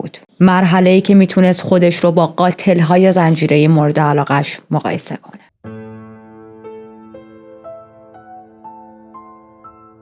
حدود ساعت 2:00 شب لوکا از آپارتمان خودش خارج میشه، در حالی که جون تا اون لحظه کاملا مرده و تازه فرداش مشغول جمع کردن و پاک کردن کرایم سین میشه. روز 26 می دوربین‌های مداربسته نشون دادن که چندین بار بین آپارتمان و سطل‌های زباله‌ای که مخصوص اون ساختمون بود در رفت و آمده. وسایل مختلفی رو از آپارتمانش میاره بیرون، از جمله سلاح قتل، وسایل الکترونیکی مثل لپتاپ، دوربین دیجیتال که این دوربین یک کارت حافظه‌ای هم داخلش داشت، تیکه های کاغذ، لباس های خونی، چاقو، دستکش و پیچ گوشتی. اما قبل از اینکه تمام این اویدنس رو از بین ببره، نشسته بود و اون ویدیوی افتضاحی که ریکورد کرده بود رو ادیت کرده بود. فیلمی که از قتل گرفته بود و قبلا وعدش رو به بقیه داده بود. اگر خاطرتون باشه بقیه گفته بود که دفعه دیگه ویدیویی که از من ببینید دیگه فقط ویدیوی کشتن گربه ها نیست و من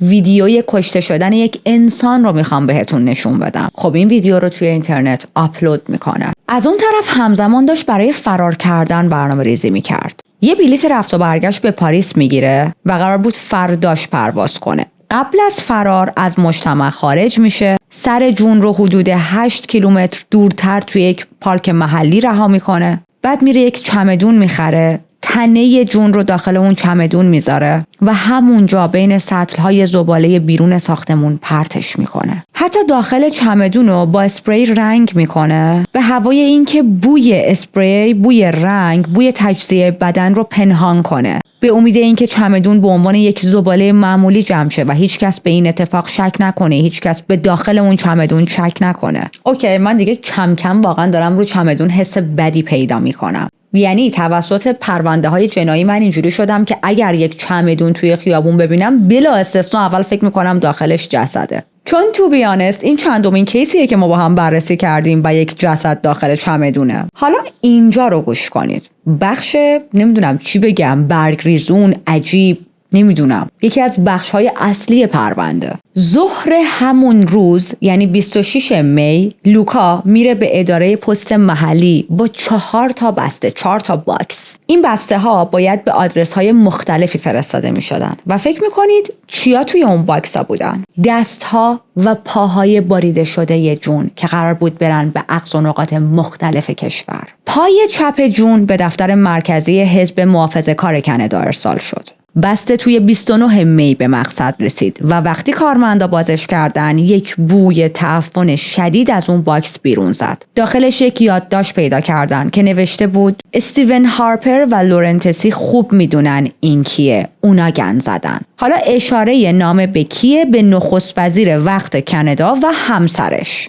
بسته دیگه‌ای که شامل دست چپ جون بود قبل از تحویل توی مرکز پردازش کانادا پست توقیف شد. مقصد اون بسته دفتر یک حزب دیگه بود. داخل اون هم یک یادداشت پیدا کردن. یادداشت این بود که باید با لورن و خانواده‌اش صحبت کنید. اونا چیزای زیادی برای پنهان کردن دارن.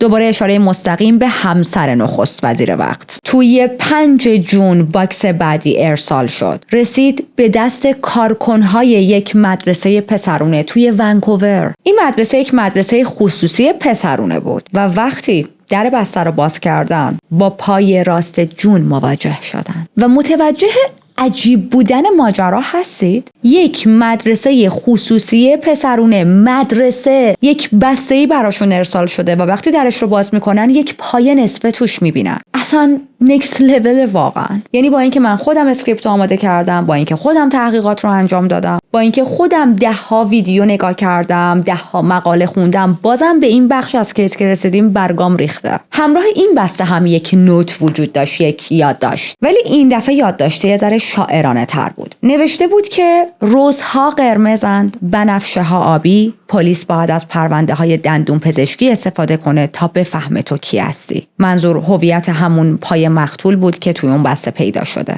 و تو همون روز هم پای چپ جون توی یک بسته دیگه ارسال شده بود و به دست کیا رسید؟ به دست کارکنهای یک مدرسه ابتدایی. این بسته هم دقیقاً یک یادداشت مشابه مثل اون یکی مدرسه داشت. لوکا این بسته ها رو برای جلب توجه رسانه ها و ایجاد ترس عمومی شروع کرده بود فرستادن به سازمان ها و نهادهای مختلف، اما هیچ وقت مشخص نشد چرا بین این همه لوکیشن، بین این همه جا، بین این همه مکان مدارس رو انتخاب کرده، مخصوصاً مدرسه ابتدایی. این تصمیم برای پلیس ها و روانشناس ها واقعاً غیر قابل توضیحه. عجیب مونده چون خود لوکا هم راجع به این بخش از پرونده صحبت نکرده، ولی حدس خود من اینه این کارو به خاطر نفرتی که از دوران مدرسه داشته کرده. حالا نمیدونم حدس شما چیه، حتما برام کامنت کنید، چون میگم هیچ جا خودش مستقیم راجع به این موضوع صحبت نکرده که دلیلی به ما بده. حالا لوکا کجاست در حالی که این گل بلبلاش داره تو کل کشور پخش میشه؟ در حال فراره. 26 می 2012 پرواز کرده پاریس و عملاً کشور رو ترک کرده. از اون طرف 3 روز بیایم جلو، دوباره به همون آپارتمانی برگردیم که لوکا زندگی میکرد. صاحبخونه اون مجتمع متوجه شد که یه سری زباله کنار سطل‌ها باقی مونده. بین اون زباله ها یک چمدون بزرگی بود که خیلی هم داشت بوی بدی ازش بیرون میومد. خب این خیلی عجیبه دیگه، همه آشغالا برده شده، فقط یک چمدون باقی مونده و بوی بدی هم ازش میاد. obviously میره نزدیکش، در چمدون رو باز میکنه و به محض باز کردن در چمدون با یک تنه انسان روبرو میشه،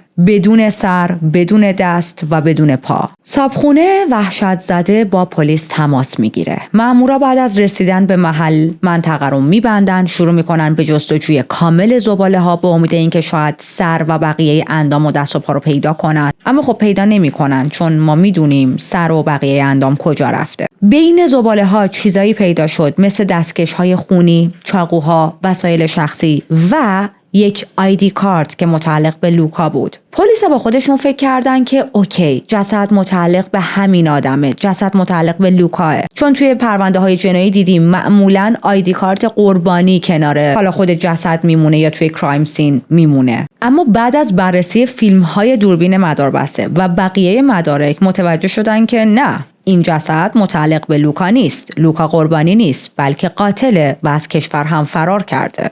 آفرین پلیسای کانادا. یعنی از ابتدای این کیس، از همونجا که حیوان آزاری رو جدی نگرفتن من دیگه کلا قطع امید کردم. اصلا الان برام عجیب نیستش که گذاشتن یک قاتل همچین جنایتی بکنه، فیلمش رو ادیت کنه، آپلود کنه و فرار هم بکنه از کشور. همزمان با این اتفاقها همون روز 29 می دوستای جون نگرانش شده بودن، چون متوجه مفقودی شده بودن و رفته بودن گزارش مفقودی داده بودن. از اون طرف پلیس داشت دونه دونه متوجه این بسته های ارسالی هم میشد. بسته هایی که داره به جاهای مختلف فرستاده میشه و حاوی اعضای بدنه و پلیس هم همون چند ساعت پیش یک تنه‌ای پیدا کرده که یه سری اعضای بدن رو نداره. خب پس خیلی زود متوجه شدن که اون چمدونی که پیدا کردن و اون بسته هایی که ارسال شده این ور اون ور همه متعلق به یک قربانیه. یادداشت‌های داخل بسته ها رو با دستخط‌های لوکا مقایسه کردن و دیدن بله یکیه. از اینجا به بعد پلیس ذره دیگه سرعتش بیشتر شده. توی 31 می وقتی که لوکا هنوز فراری بود حکم دستگیریش صادر شد. اتهام‌ها شامل قتل عمد، بی‌احترامی به جسد، ارسال اعضای بدن از طریق پست، انتشار محتوای مستهجن و تهدید نخست وزیر وقت بود. و خب چون جنایتی که لوکا انجام داده یک جنایت ساده نیست بچه‌ها و واقعا ما توی هر کیسی همچین قتل‌هایی نمی‌بینیم و جزو قتل‌های نادره. آدمخواری کرده، بدن رو تیکه تیکه کرده، از قبل براش برنامه ریخته، روی یکی دیگه سعی کرده همه اینا رو امتحان بکنه، اعضای بدن رو بعد از جدا کردن به این ور اون ور فرستاده و حتی به نخست وزیر فرستاده.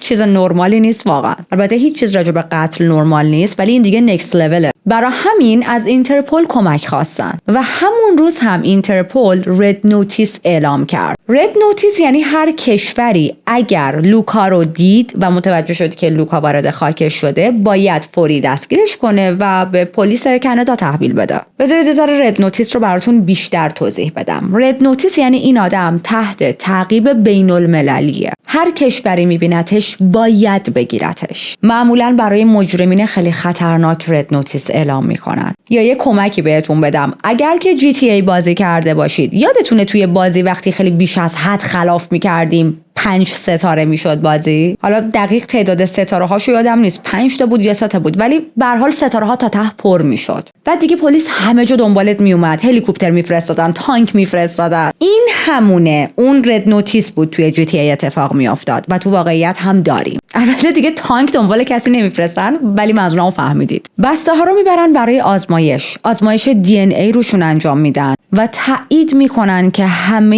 اون اعضا متعلق به یک نفرن و خب اون قربانی جون لین بوده.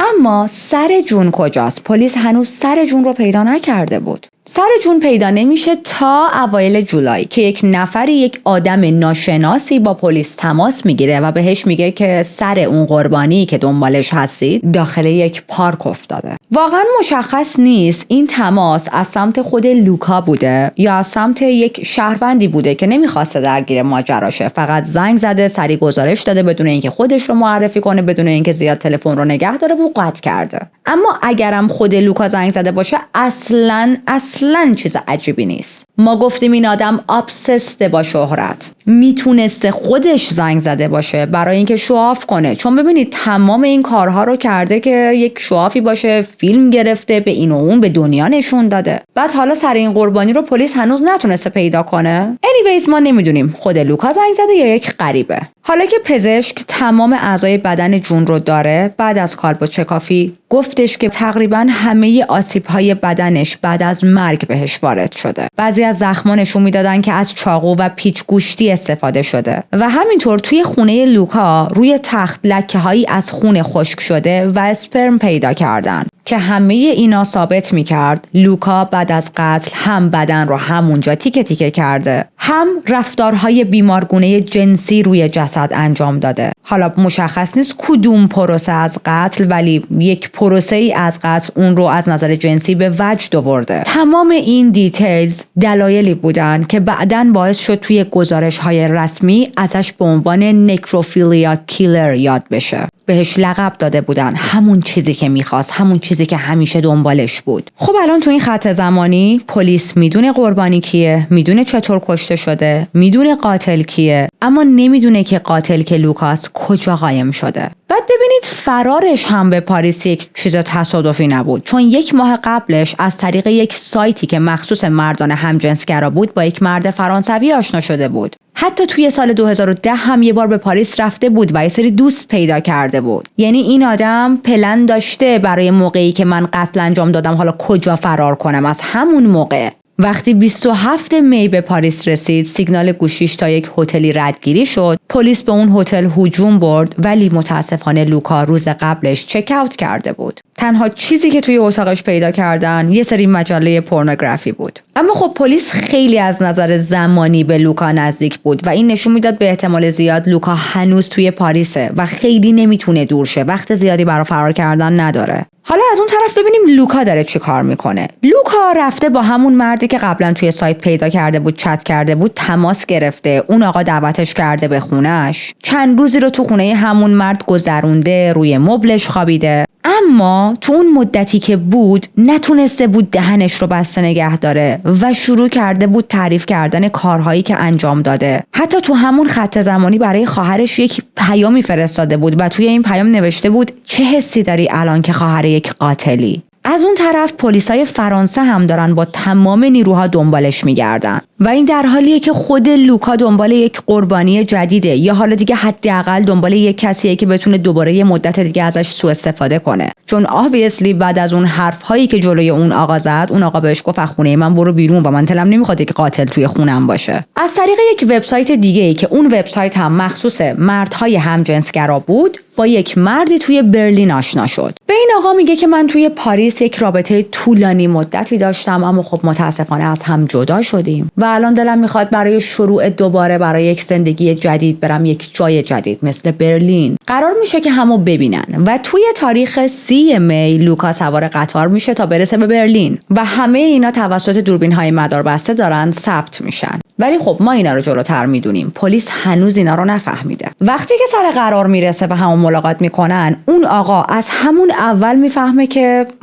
من خیلی از این لوکای خوشم نمیاد. چون ببینید لوکا خیلی دیشولد بود، چی میگن، ژولیده فکر میکنم معادلش میشه. خیلی عصبی به نظر میومد، سر و وضعش خیلی کثیف بود. با این حال چون که فهمید خب بالاخره یک آدم غریبه اومده توی برلین و اینجوری بود که دلش نیامد این آدم رو همینجوری ول کنه، گفت باشه حالا چند روز میتونی پیشم بمونی ولی برو بعد چند روز. لوکا این آقا رو میبره رستوران، میبره کلاب، میبره مهمونی های مختلف توی اون چند روز و حتی با بقیه دوستهای اون آقا هم آشنا میشه و تو همین مدت کوتاه چند هزار یورو خرج کرده بود. لوکا که آه نداره با ناله صدا کنه پس این همه پول از کجا آورده بود؟ آفرین، سوال منم بود و متوجه شدم یه سری کردیت کارت دزدیده بوده و از طریق اونا داشته اینجوری کارت میکشیده و بریز و بپاش میکرده. اما 4 جون میزبانش که همون آقایی بود که ما اسمش رو نمیدونیم واقعا دیگه از لوکا خسته شده بود و بهش میگه که ببین من دیگه نمیخوام تو خونم باشی، اوکی؟ بهش یاد میده که چطوری از مترو و اتوبوس استفاده کنه، حتی یک گوشی موبایلی با سیم کارت بهش میده. در واقع این مال یکی از دوستاش بود و به لوکا میگه که برو اگر هم گم شدی یا به کمک نیاز داشتی زنگ بزن با من تماس بگیر، فقط برو تو خونه من نباش. یه کار دیگه هم این آقا میکنه، به لوکا نشون میده که نزدیک خونه‌اش یه کافینت هست و گفت اگر یه وقت به اینترنت نیاز داشتی میتونی از این کافینت استفاده کنی. حدود ظهر لوکا وارد همون کافینت شد، یه ویدیو از خودش شیر کرد و توش به طرفداراش سلام کرد و گفت که من توی برلینم. بعدش شروع کرد به سرچ کردن مقالاتی درباره خودش، میخواست ببینه توی این چند روز چیا راجبش منتشر شده. صاحب کافینت همون لحظه شناختش، چون عکسش توی خیلی از روزنامه‌ها چاپ شده بود و همونطوری که گفتیم اینترپل دنبالش بود. صاحب کافینت فوراً با پلیس تماس میگیره و چند دقیقه بعد 7 تا افسر پلیس وارد شدن تا لوکا رو دستگیر کنن. وقتی نزدیکش شدن بهش گفتن اسمت چیه؟ لوکا یک اسم جعلی بهشون گفت، ولی خب پلیسا میدونستن داره دروغ میگه و بعد از چند ثانیه لبخند زد و گفت You got me. دستبند به دستش زدن و اون بدون هیچ مقاومتی بازداشت شد. 18 جون 2012 با یک هواپیمای نظامی برش گردوندن کانادا. ساعت 6:52 عصر فرود اومد. توی کل تایم پرواز دستبند و پابند داشت و چند تا مأمور بالا سرش بودن و لوکا الان دیگه منتظره تا دادگاهش شروع شه. فرداش یعنی 19 جون از طریق ویدیو توی دادگاه حاضر شد و اعلام بیگناهی کرد. 2 روز بعد یعنی 21 جون توی دادگاه گفتش که میخواد هیئت منصفه محاکمش کنن. اما دادگاه‌های اصلیش تا 29 سپتامبر 2014 طول کشید تا شروع شه و ما هم بریم به 29 سپتامبر 2014 که دادگاهاش آغاز شدن. جلوی قاضی، جلوی مردم اعتراف میکنه که جون رو به قتل رسونده. میگه من کشتمش، تیکه تیکش کردم، اعضای بدنش رو فرستادم این ور اون ور، ولی اون موقع روانم درست کار نمی‌کرد و من به خاطر بیماری ذهنی که دارم نباید محاکمه شم. و این خیلی خنده داره. تو چه آدمی هستی که بیماری ذهنی داری و خودت میدونی که بیماری ذهنی داری و نباید به خاطر بیماری ذهنیت محاکمه شی؟ چون کسی که انقدر بیماری ذهنیش شدیده که بهش غلبه میکنه و باعث میشه یک قتل رو انجام بده، خودش نمیفهمه که بیماری ذهنی داره و انقدر قوانین رو خوب بلد نیست. ولی خب وکیلاش همین خطو گرفتن تا انتها برن. گفتن که لوکا اسکیزوفرنی داره، پارانویا هست، بیماریش باعث میشه که واقعیت رو گم کنه، مدام فکر میکنه که بقیه دنبالشن، بقیه میخوان بهش آسیب بزنن. و یه مقدار راجع به اسکیزوفرنی بهتون توضیح بدم. اسکیزوفرنی یه جور بیماری سنگین و طولانی مدته که باعث میشه شخصی که درگیر این بیماری هست توهم بزنه، هذیون بگه، صداهایی بشنوه، گاهی حتی تصاویری ببینه و یک بی‌اعتمادی شدیدی داشته باشه نسبت به بعضی چیزها و اتفاقات و محیط اطرافش. حالا البته کیس با کیس خیلی علائمش متفاوته. من صحبتم خیلی کلیه. وقتی از نوع پارانوید باشه، طرف مقابل فکر میکنه که همه بر علیهشن، حتی خانواده‌اش، حتی مثلا پارتنرش، عزیزاش، دوستاش، حتی گاورمنت. حالا وکلای لوکا دارن میگن اون درگیر همچین بیماریه و موقعی که این قتل رو انجام داده تو همچین حالتی بوده و باور داشته که یه سری آدم دنبالشن، باور داشته که یه سری آدم میخوان بکشنش یا ذهنش رو کنترل کنن. هیچ کنترلی رو خودش نداشته، فقط یه سری صدا میشنیده که اون صداها بهش میگفتن باید قتل انجام بدی و لوکا هم از این صداها اطاعت کرده. تیم دفاعیش برای اینکه بتونن این حرف رو ثابت کنن 3 تا روانپزشک استخدام کردن تا لوکا رو بررسی کنه. یکی از معروف تریناشون دکتر جول واتس بود. این رو در نظر بگیرید که گزارش واتس بیشتر پر از حرفهای خود لوکا که داره توضیح میده اون موقع چه حس و حالی داشته. لوکا میگه که من یه سری صدا میشنیدم، حس میکردم دنیا واقعی نیست و بقیه میخوان به من آسیب بزنن، اما یه چیز تو حرفاش جور در نمیومد. لوکا زیاد از حد دقیق داشت صحبت میکرد. چیزهایی که میگفت بیشتر شبیه سناریوی یک فیلم بود، حرفهای آماده شده، نه حرفهای یک آدم آشفته و بیمار. خب همین باعث شد که بعضی از کارشناسا شک کنن که لوکا داره فیلم بازی میکنه تا بتونه از مجازات فرار کنه.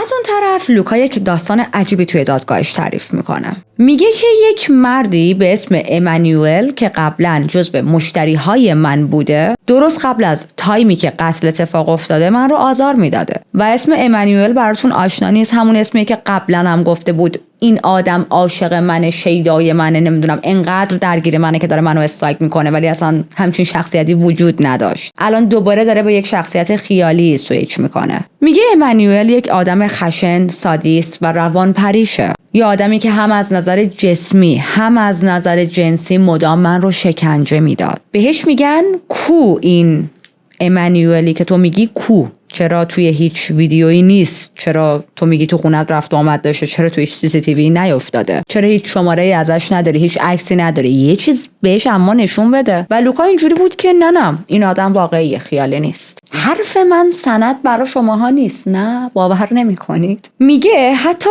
ویدیوهای گربه ها رو درسته که من ساخته بودم، من ادیت کرده بودم، ولی ایمانوئل کسی بود که منو مجبور کرده بود این ویدیوها رو بگیرم. کسی بود که منو مجبور کرده بود این بلاها رو سر گربه ها بیارم. به من گفته بود که اگر به این بچه گربه ها آزار نرسونی، اگر نکشیشون، اگر ویدیو ازشون نگیری و ویدیوشون رو پخش نکنی، من خودم این کارها رو با تو میکنم. حالا وکیلاش هم از اون ور دارن میگن این ایمانوئل که اصلا حضور واقعی نداره و اصلا کاراکتر واقعی نیست، همش ساخته ذهن خود لوکاس، بعدها تبدیل شده به توهم ذهنی در لوکا. ساب تایتلش این میشه که توهم ذهنی قدیمیش تبدیل شده به توهم ذهنی جدیدش. میگن که صدای این ایمانوئل توی ذهن لوکا مونده و حتی بعد از اینکه از زندگی لوکا رفته بیرون همچنان باعث بخش بزرگی از توهم‌ها و هزیون‌های پارانویدش شده. میگه حتی توی می 2012 ایمانوئل دوباره با من تماس گرفت و شروع کرد منو تهدید کردن. اون منو تهدید کرد و مجبور کرد که سری آگهی بذارم تا بتونم مردهایی رو پیدا کنم که بیارم خونم. گفت وقتی جون لین رو ملاقات کردم مدام صدای ایمانوئل رو توی ذهنم میشنیدم که داره بهم میگه این همینه، خودشو درسته، ببندش، فیلم بگیر وگرنه میام سراغت. ایمانوئل مدام به من میگفت بزنش، بکشش، اون یه جاسوسه. میگه حتی من احساس میکردم ایمانوئل توی یک ون با شیشه های دودی بیرون از خونمه و داره منو میپاد که ببینه کارم رو تموم میکنم یا نه. میگه من باورم شده بود که جون لین یک مأمور دولتیه که اومده من رو بکشه. میگه که ذهنم خیلی با سرعت کار میکرد و جوری بودش که فرصت این رو نداشتم بشینم فکر کنم. خودم متوجه نمیشدم که چی داره میشه. موقعی که قتل داشت اتفاق میافتاد یه حس خاموشی داشتم، حس میکردم کنترلم دست خودم نیست، میفهمیدم بدنم داره خیس میشه، به خاطر خونها منظورش بود، ولی فقط و فقط یک صدایی توی ذهنم بود که میگفت باید تیکه تیکش کنی. بعدش یادم نمیاد چی کار کردم و حتی برای چند ساعت از حال رفتم. بعدش که به هوش اومدم دیدم جون مرده. میگه حتی اون ویدیویی هم که بعد از قتل جون از خودم آپلود کردم ایمانوئل گفته بود که باید این ویدیو رو آپلود کنی. ایمانوئل منو مجبور کرده بود که اعضای بدن جون رو بفرستم به جاهای مختلف. همه چیز زیر سر اون بوده، من فقط یک پاپت بودم تو دستای ایمانوئل. خب نتیجه کلی اون 3 تا روانپزشکی که تیم دفاعی لوکا آورده بود چی بود؟ تقریبا نتیجه 3 تاشون یکی بود، برای همین من همه رو با هم میگم. میگن که بله لوکا دچار اسکیزوفرنیه، توی زمان قتل هم به شدت روانپریش بوده، به شدت از واقعیت جدا شده بوده و واقعا نمیتونسته هیچ کنترلی روی اعمال خودش داشته باشه. بعد برای اینکه این کیس رو خیلی قوی تر کنن تیم دفاعیش رجوع میکنن به دوران کودکیش، اینکه دوران کودکیش چقدر سخت بود، اینکه مادر و پدرش با چه بیماری‌هایی دست و پنجه نرم می‌کردن و اونها هم این هیستری رو داشتن. و خب پرونده لوکا هم پر از مدارک پزشکی بود واقعا که نشون میداد از وقتی جوان بوده بارها و بارها به مراکز روانپزشکی رفته. تقریبا نصف عمر بزرگسالیش رو هم با مراجعه به روانپزشکا گذرونده بوده. گاهی توهم داشته، حس تعقیب و آزار براش پیش می اومده. حتی توی پرونده های قدیمیش نوشته شده که قبلا هم تشخیص اسکیزوفرنی براش دادن. اما یه چیزی که خیلی مهمه حتی تو اون پرونده های پزشکی قدیمیش و اون رو میخوام بهتون بگم، خیلی از روانپزشک هایی که لوکا رو بررسی کرده بودن یه چیزی توی گزارش های همشون مشترک بود. اونم این که خیلی هاشون نوشته بودن ما مشکوکیم که لوکا داره این علائم رو از خودش در میاره، داره ادا در میاره، داره تظاهر میکنه. بعد ببینید ما میگیم یک روانپزشک حالیش نیست، روانپزشک دوم داره الکی میگه، روانپزشک سوم داره دروغ میگه، روانپزشک چهارم توجه نکرده، روانپزشک پنجم مثلا کیس لوکا رو با یکی دیگه قاطی کرد. نمیشه که همه که نمیشه اشتباه بگن. روانپزشکا رسما توی کیس لوکا نوشته بودن داره این کارا رو میکنه که به احتمال زیاد بتونه دارو بگیره یا جلب توجه کنه، چون پدر لوکا اسکیزوفرنی داشت و خب لوکا زمان زیادی تایم زیادی رو با پدرش زندگی کرد، پدرش رو تو خونه دیده، میدونه علائم اسکیزوفرنی چیه، میتونسته خیلی راحت این علائم رو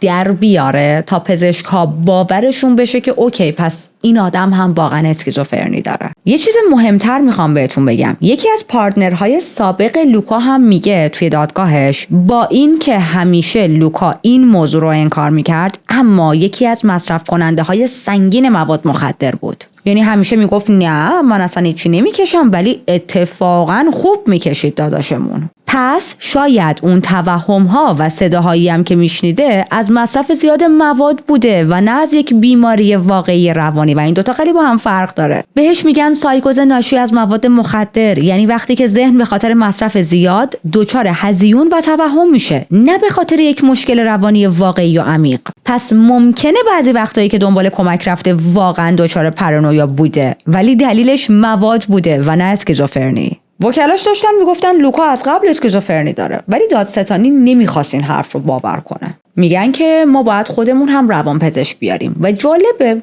روانپزشکایی که دادستانی میارن هیچ کدوم این چیزا رو تایید نمیکنن. هیچ کدوم تو گزارشاشون ننوشتن که آره لوکا واقعا درگیر اسکیزوفرنیه. روانپزشکای مستقل دادگاه هم همین نتیجه رو گرفتن. گفتن ما هیچ مدرکی از اینکه لوکا بیماری‌های روانی جدی داره و اونقدر این بیماری‌ها شدید بوده که قتل انجام داده و خودش نفهمیده نداریم. نمیتونیم چیزی رو ثابت کنیم. از اون طرف دادستانی داشت روی چیز دیگه هم خیلی فشار می آورد. یک نکته مهمی بود. میگفت این امانوئل کو. کاملا مشخص بود که این شخصیت اصلا وجود نداره و همش ساختگیه. میگن که اینا همه دروغ‌های لوکا برای اینکه بتونه کارهاش رو بندازه گردن یکی دیگه، توجیه کنه اینجوری. از اون طرف توی CCTV بعد از قتل لوکا مشخصه که توی ساختمون خیلی راحت و آروم قدم میزنه بدون هیچ نشونه‌ای از اضطراب یا ترس، در حالی که ادعا میکرد اون موقع فکر میکرده امانوئل بیرون ساختمونه و جونش رو داره تهدید میکنه. دادستانا میگن اگر واقعا لوکا از یک شخصیتی، حالا امانوئل، اصغر، هر کی، اینقدر میترسیده که وقتی بهش دستور قتل داده انجامش داده، نباید اینقدر ریلکس توی ساختمون را بره، به خاطر اینکه تو داری میگی میترسی اون بیرون باشه. اما نقطه اصلی فشار دادستانی میدونید چی بود؟ کارهای لوکا بود که مشخص بود همش از قبل برنامه ریزی شده. لوکا قبل از قتل آگهی داده بود. وسایل لازم برای شکنجه و قتل رو خریده بود. از چند روز قبل جنایتش رو تمرین کرده بود. یکی رو دعوت کرده بود، چیز خورش کرده بودش که بتونه فقط همه چیز رو تمرین کنه. بعد از قتل فیلم رو خودش ادیت کرده، آپلودش کرده. همه چیز دقیق و هدفدار بود. خبری از یک لحظه جنون نبود. دادستانا گفتن لوکا بعد از قتل نه تنها کرایم سین رو تمیز کرده، بلکه بسته هایی که از بدن جون درست کرده بود رو با هدف جلب توجه فرستاده این ور اون ور. یه کسی که جنون آنی بهش دست میده که دیگه دنبال این چیزا نیست. جنون یک لحظه، 2 لحظه، نه این همه مدت. حتی لوکا نقشه فرار داشته، از کشور خارج شده. همه اینا نشون میده لوکا کاملا منطقی و هدفدار عمل کرده. یک فردی که مبتلا به اسکیزوفرنیه، افکارش آشفته است، بی‌نظمه. برای مقایسه به یک پرونده واقعی توی دادگاه اشاره شده که پرونده‌ای که پرونده قتل بود، قاتل مبتلا به بیماری روانی بود و میخوام بهتون الان خیلی خلاصش رو بگم. یک قاتل زنجیره‌ای بود که فقط توی 1 ماه 6 نفر رو کشت. اون قاتل هم اسکیزوفرنی داشت و باور کرده بود که باید خون قربانی‌هاش رو بخوره، بنوشه در واقع، تا نمیره. قربانیاش کاملا تصادفی بودن. کرایم سین رو تمیز نمی‌کرد، جسدها رو همونجا ول می‌کرد و میرفت. صحنه هایی که از خودش به جا میذاشت پر از اثر انگشت و رد پا بودن و این قاتل هیچ تلاشی برای پنهانکاری نکرده بود. و دادستانا داشتن این پرونده رو با پرونده لوکا مقایسه می‌کردن. میگفتن هیچ شباهتی بین این پرونده که این قاتل سریالی واقعا درگیر اسکیزوفرنی بوده و پرونده لوکا وجود نداره. برسیم به 23 دیسمبر 2014 که رأی نهایی اعلام میشه. هیئت منصفه لوکا رو مجرم میدونه توی قتل عمد جون و همراه یه سری اتهام‌های دیگه مثل تیکه تیکه کردن بدن، انتشار ویدیو از این قتل، فرستادن اعضای بدن جون. و وقتی که داشتن حکم لوکا رو براش میخوندن، هیچ واکنشی نداشت. حکم نهاییش حبس ابد بود. تا 25 سال حق آزادی مشروط زدن نداشت و بعد از 25 سال اجازه داشت برای آزادی مشروط درخواست بزنه. جون لینو توی 26 جولای به خاک سپردن. یکی از عکسایی که بعد از تحقیقات منتشر شد پدرش رو نشون میداد که توی مراسم خاک سپاری در حالی که از شدت غم نمیتونست نفس بکشه جعبه خاکستر پسرش رو بغل کرده بود. پدرش هر روز دادگاه رو از نزدیک دنبال میکرد، حتی با وجود تمام جزئیات دلخراشی که درباره مرگ پسرش شنیده بود. ولی مادرش نتونسته بود طاقت بیاره، نمیتونست دادگاه ها رو بیاد و حال مادرش هم خیلی بد بود.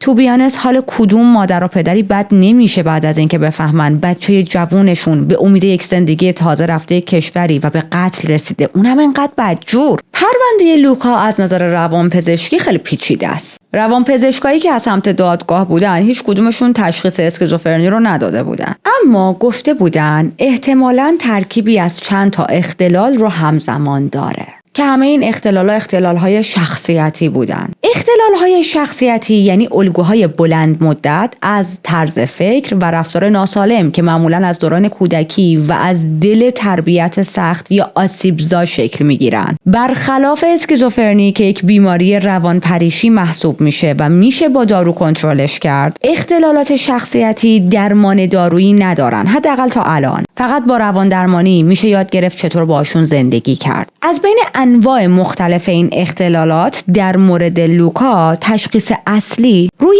هیستریونیک پرسونالیتی دیسوردر بود. اختلال شخصیت نمایشی، یعنی شخصیتی که همیشه دنبال جلب توجه، در مرکز بودن رو پرستش میکنه و بدون نگاه بقیه احساس پوچی و بی‌ارزشی بهش دست میده. به جز اون یه سری تشخیص های دیگه هم داده شده که اونا رو هم به ترتیب میخوام براتون بگم. Borderline Personality Disorder که فارسیش میشه اختلال شخصیتی مرزی. من اصطلاحات فارسی ترنسلیت فارسیشو واقعا نمیدونم درسته یا نه، چون من کتاب‌های روانشناسی هم که میخونم همه به انگلیسیه. حالا اگر وقت معادلای فارسی رو اشتباه گفتم حتما منو اصلاح کنید. Anyways, Borderline Personality Disorder چیه؟ باعث میشه شخص نتونه احساساتش رو کنترل کنه، مخصوصا موقع طرد شدن یا مواجه با فشارهای عاطفی. مواجه شدن، در واقع شدنش رو یادم رفت بگم. توی این دیسوردر شخص ممکنه از یک حالت احساسی به حالت دیگه‌ای پرت شه، پر از خشم باشه، ترس داشته باشه، ناامید بشه بدون اینکه اصلا بتونه کنترلش کنه. بعدیش آنتی سوشال پرسونالیتی دیسوردر، اختلال شخصیتی ضد اجتماعی، و این همون الگوییه که خیلی توی قاتل‌های سریالی می‌بینیم. دروغگویی مداوم دارن، قانون شکنن، بی‌تفاوتن نسبت به بقیه آدم‌ها، بی‌تفاوتن نسبت به آسیب زدن به دیگران و از همه مهمتر نداشتن حس پشیمونی درونشون دیده میشه. و آخرین اختلالی که برای لوکا تشخیص داده شده بود نارسیسیستیک پرسونالیتی دیسوردر. اینو معادل فارسیشو میدونم، خودشیفته. حالا خودشیفته ها خودشون رو خاص، مهم و برتر از بقیه میدونن، اما زیر این مسکی که زدن یک چیز قایم شده. برخلاف تصوری که خیلی ها داریم که یک شخص خودشیفته عاشق خودشه، خودش رو ستایش میکنه، باید بهتون بگم که اشخاص خودشیفته یه جورایی از خودشون متنفرن، یک نفرت عمیقی نسبت به خودشون دارن، اعتماد به نفسشون کاملا ساختگیه، بسیار اعتماد به نفس پایینی دارن و همه اینا یک زره دفاعی علیه اون حس پوچی درونی خودشون. برای همین هم تلاش دارن به بقیه اینو بفهمونن که ببین من بهترم، من متفاوتم، من عالیم. چون اگه تو باور کنی همه باور کنن، شاید من خودم هم باور کنم که واقعا عالیم. و نمیتونن این ماسک رو بردارن، چون اگر بردارن همه اون شخص آسیب دیده، اون شخصیت تو خالی این افراد رو راحت میبینن. حالا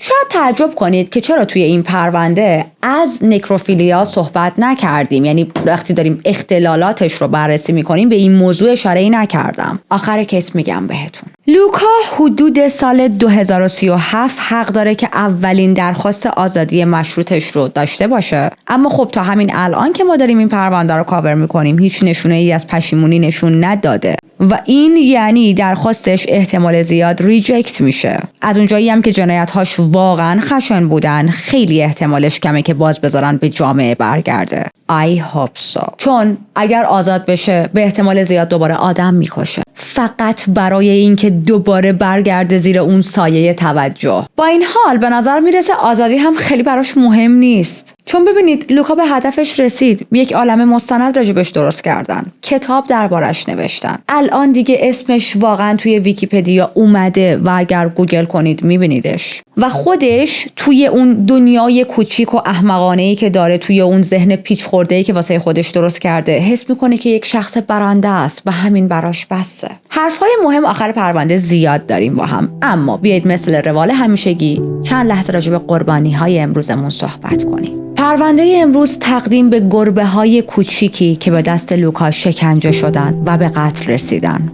اون جانهای بیدفاعی که فقط بازی میخواستن، نوازش میخواستن و یک خونه و آغوش گرم، اما به جای عشق شکنجه دیدن. یادمون باشه جون حیوانات عزیزه و اگر همون موقع دنیا اون ویدیوهای وحشتناک رو جدی گرفته بود، شاید حتی جون هم الان زنده بود. جون پسری که از چین سفر کرد تا زندگی جدیدی بسازه، تا بتونه با آرامش و بدون قضاوت اطرافیان و خانواده‌اش آینده‌اش رو اونجوری که دوست داشت بسازه. اما هیچ کس باور نمی‌کرد آخرین روز زندگیش روزی باشه که جلوی دوربین قربانی آتش شهرت یک هیولا بشه. یادشون زنده و گرامی. مرسی که تا اینجا من همراه بودید. اگر که روایت من رو دوست داشتید خیلی خوشحال میشم که به جمع ما اضافه شید، دکمه سابسکرایب رو بزنید و توی ویدیوهای بعدی هم من رو همراهی کنید. اول از همه بگم که گفته بودم توی این پرونده میخوام با مامان بیام دوباره، اما مامان نیومد. مامان برنگشته، مامان هنوز پیشمه، اما دلیل این که نیومد چون مامان خیلی روی پرونده های حیوان آزاری حساسه. نه که من نیستم، 200 بار رنگم عوض شد در طول پرونده.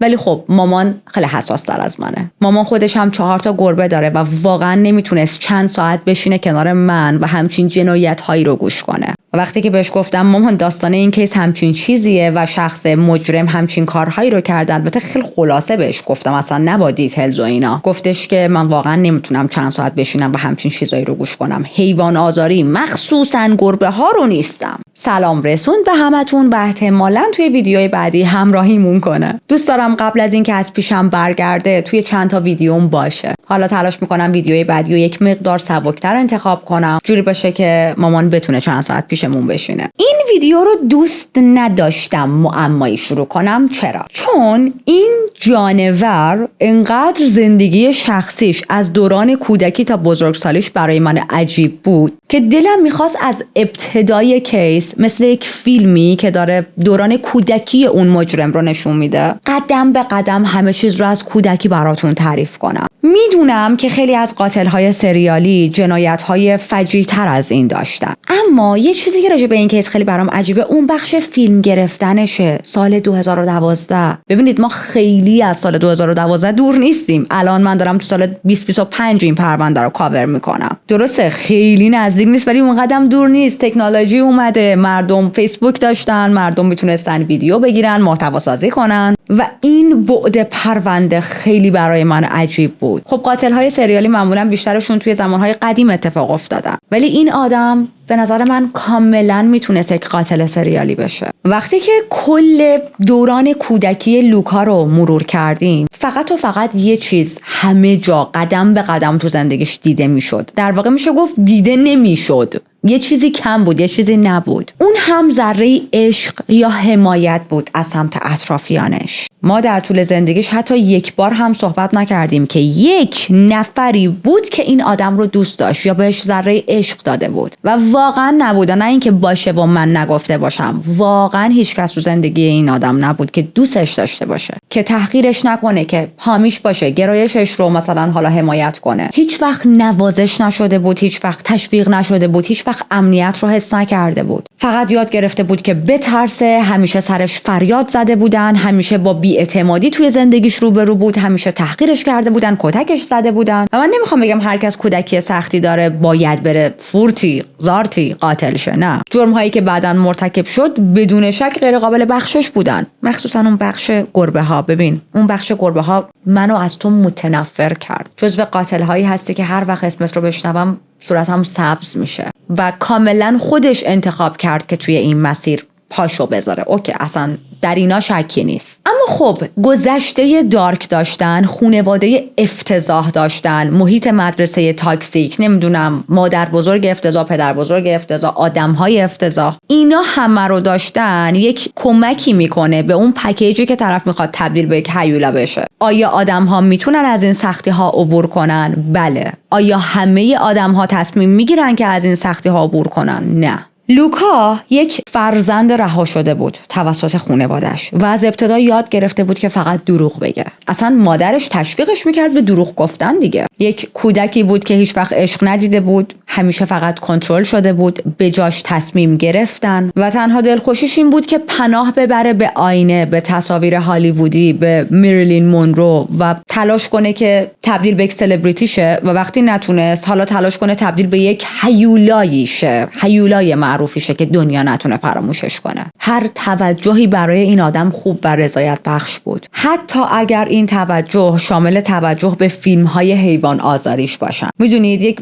اتنشن سیکر واقعی. و اما اون بخش نکروفیلیایی که گفتم آخر کیس بهتون میگم، ببینید واقعیت اینه که شواهد خیلی قوی و زیادی از انحراف جنسی درون این آدم توی پروندهش وجود نداشت. اتفاقا خیلی از کسایی که باش توی رابطه بودن میگفتن لوکا زیاد از روابط جنسی خوشش نمیاد. لوکا با اینکه بیشتر عمر بزرگسالیش رو به عنوان یک سکس ورکر یا پورنستار مشغول به فعالیت بود، از رابطه های جنسی متنفر بود. حتی خیلی وقتها توی اون دورانی که به عنوان سکس ورکر در حال کار کردن بود، سعی میکرد دنبال مردهای مسنی بره که بیشتر دنبال همراهی یک نفر هستن تا رابطه جنسی. حالا شاید بگید این که تو ویدیوها تظاهر کرده بود با اعضای بدن جون داره خودش رو تحریک میکنه و اینا، پس اون بخش چیه؟ الان بهتون میگم. واقعیت اینه که توی اون ویدیوها وقتی داشت تظاهر میکرد که اعضای بدن جون رو داره مثلا حالا به خودش میماله تا تحریک شه، واقعا تحریک نشده بود. یعنی تمام اون صحنه ها فقط نمایش بودن برای جلب توجه و نه از سر میل یا نیاز و یا حتی لذت. و باز فراموش نکنیم لوکا هیچ وقت توی زندگیش دنبال هیجان نبود، دنبال دیده شدن بود.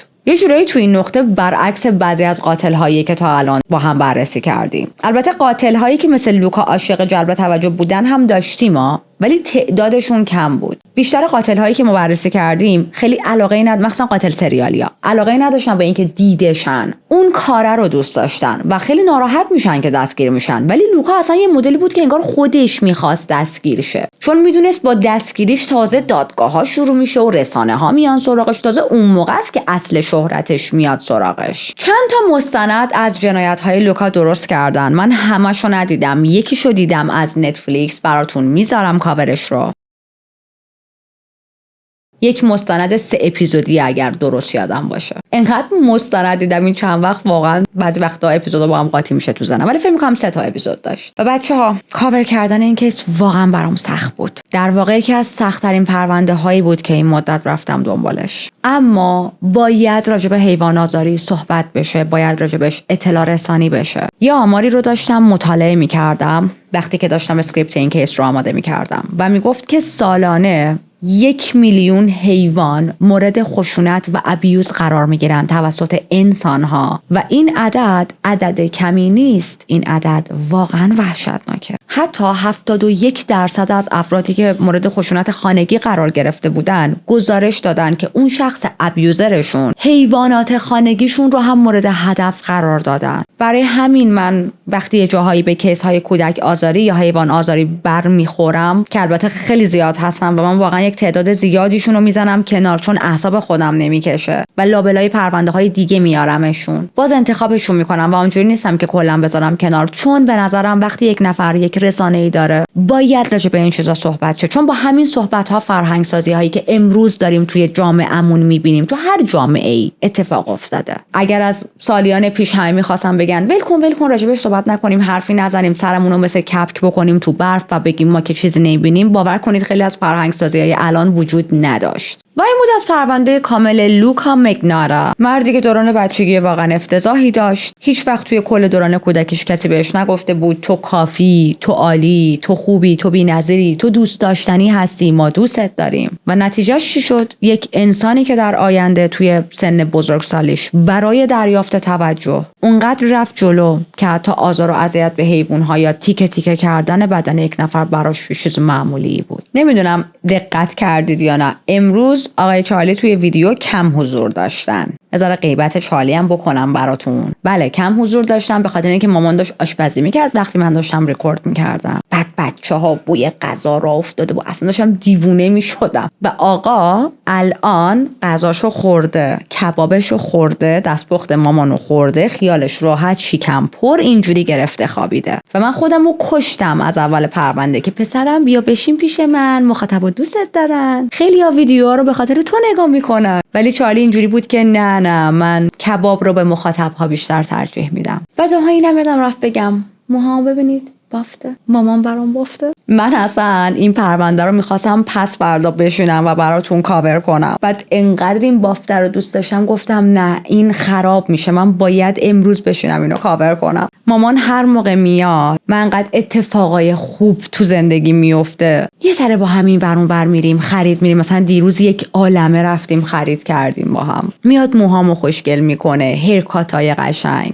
بافتای خفن. اصلا وقتی مامان هست تمام مدت چشام قلبیه. واقعا اگر که الان دارید این ویدیو رو میبینید و مامانتون کنارتونه و همیشه مامانتون کنارتونه، خیلی خوشبختید. و اوکی دیگه نمیخوام این تاپیک رو ادامه بدم چون چند هفته دیگه مامان برمیگرده و من انقدر وقتی به این موضوع فکر میکنم ناراحت میشم که یه ذره الان عمیق‌تر راجبش فکر کنم کاملا چشام پر اشک میشه. میدونم مامان بالاخره همیشه پیشم نمیمونه و باید دوباره برگرده، ولی انقدر این موضوع برام ناراحت کننده است که اصلا نمیخوام بهش فکر کنم. خلاصه که خوش به حالتون اگر ماماناتون، باباهاتون، خانواده‌تون همیشه پیشتونه. مرسی که تا اینجا من همراه بودید. دمتون گرم. یادتون باشه حتما برام کامنت بنویسید. پرونده طولانی بود، دهنم کف کرد، شدیداً به کافی نیاز دارم و سعی میکنم مثل همیشه همونجوری که آن تایم هستم باز آن تایم با یه پرونده دیگه بیام سراغتون. دوستتون دارم. فعلا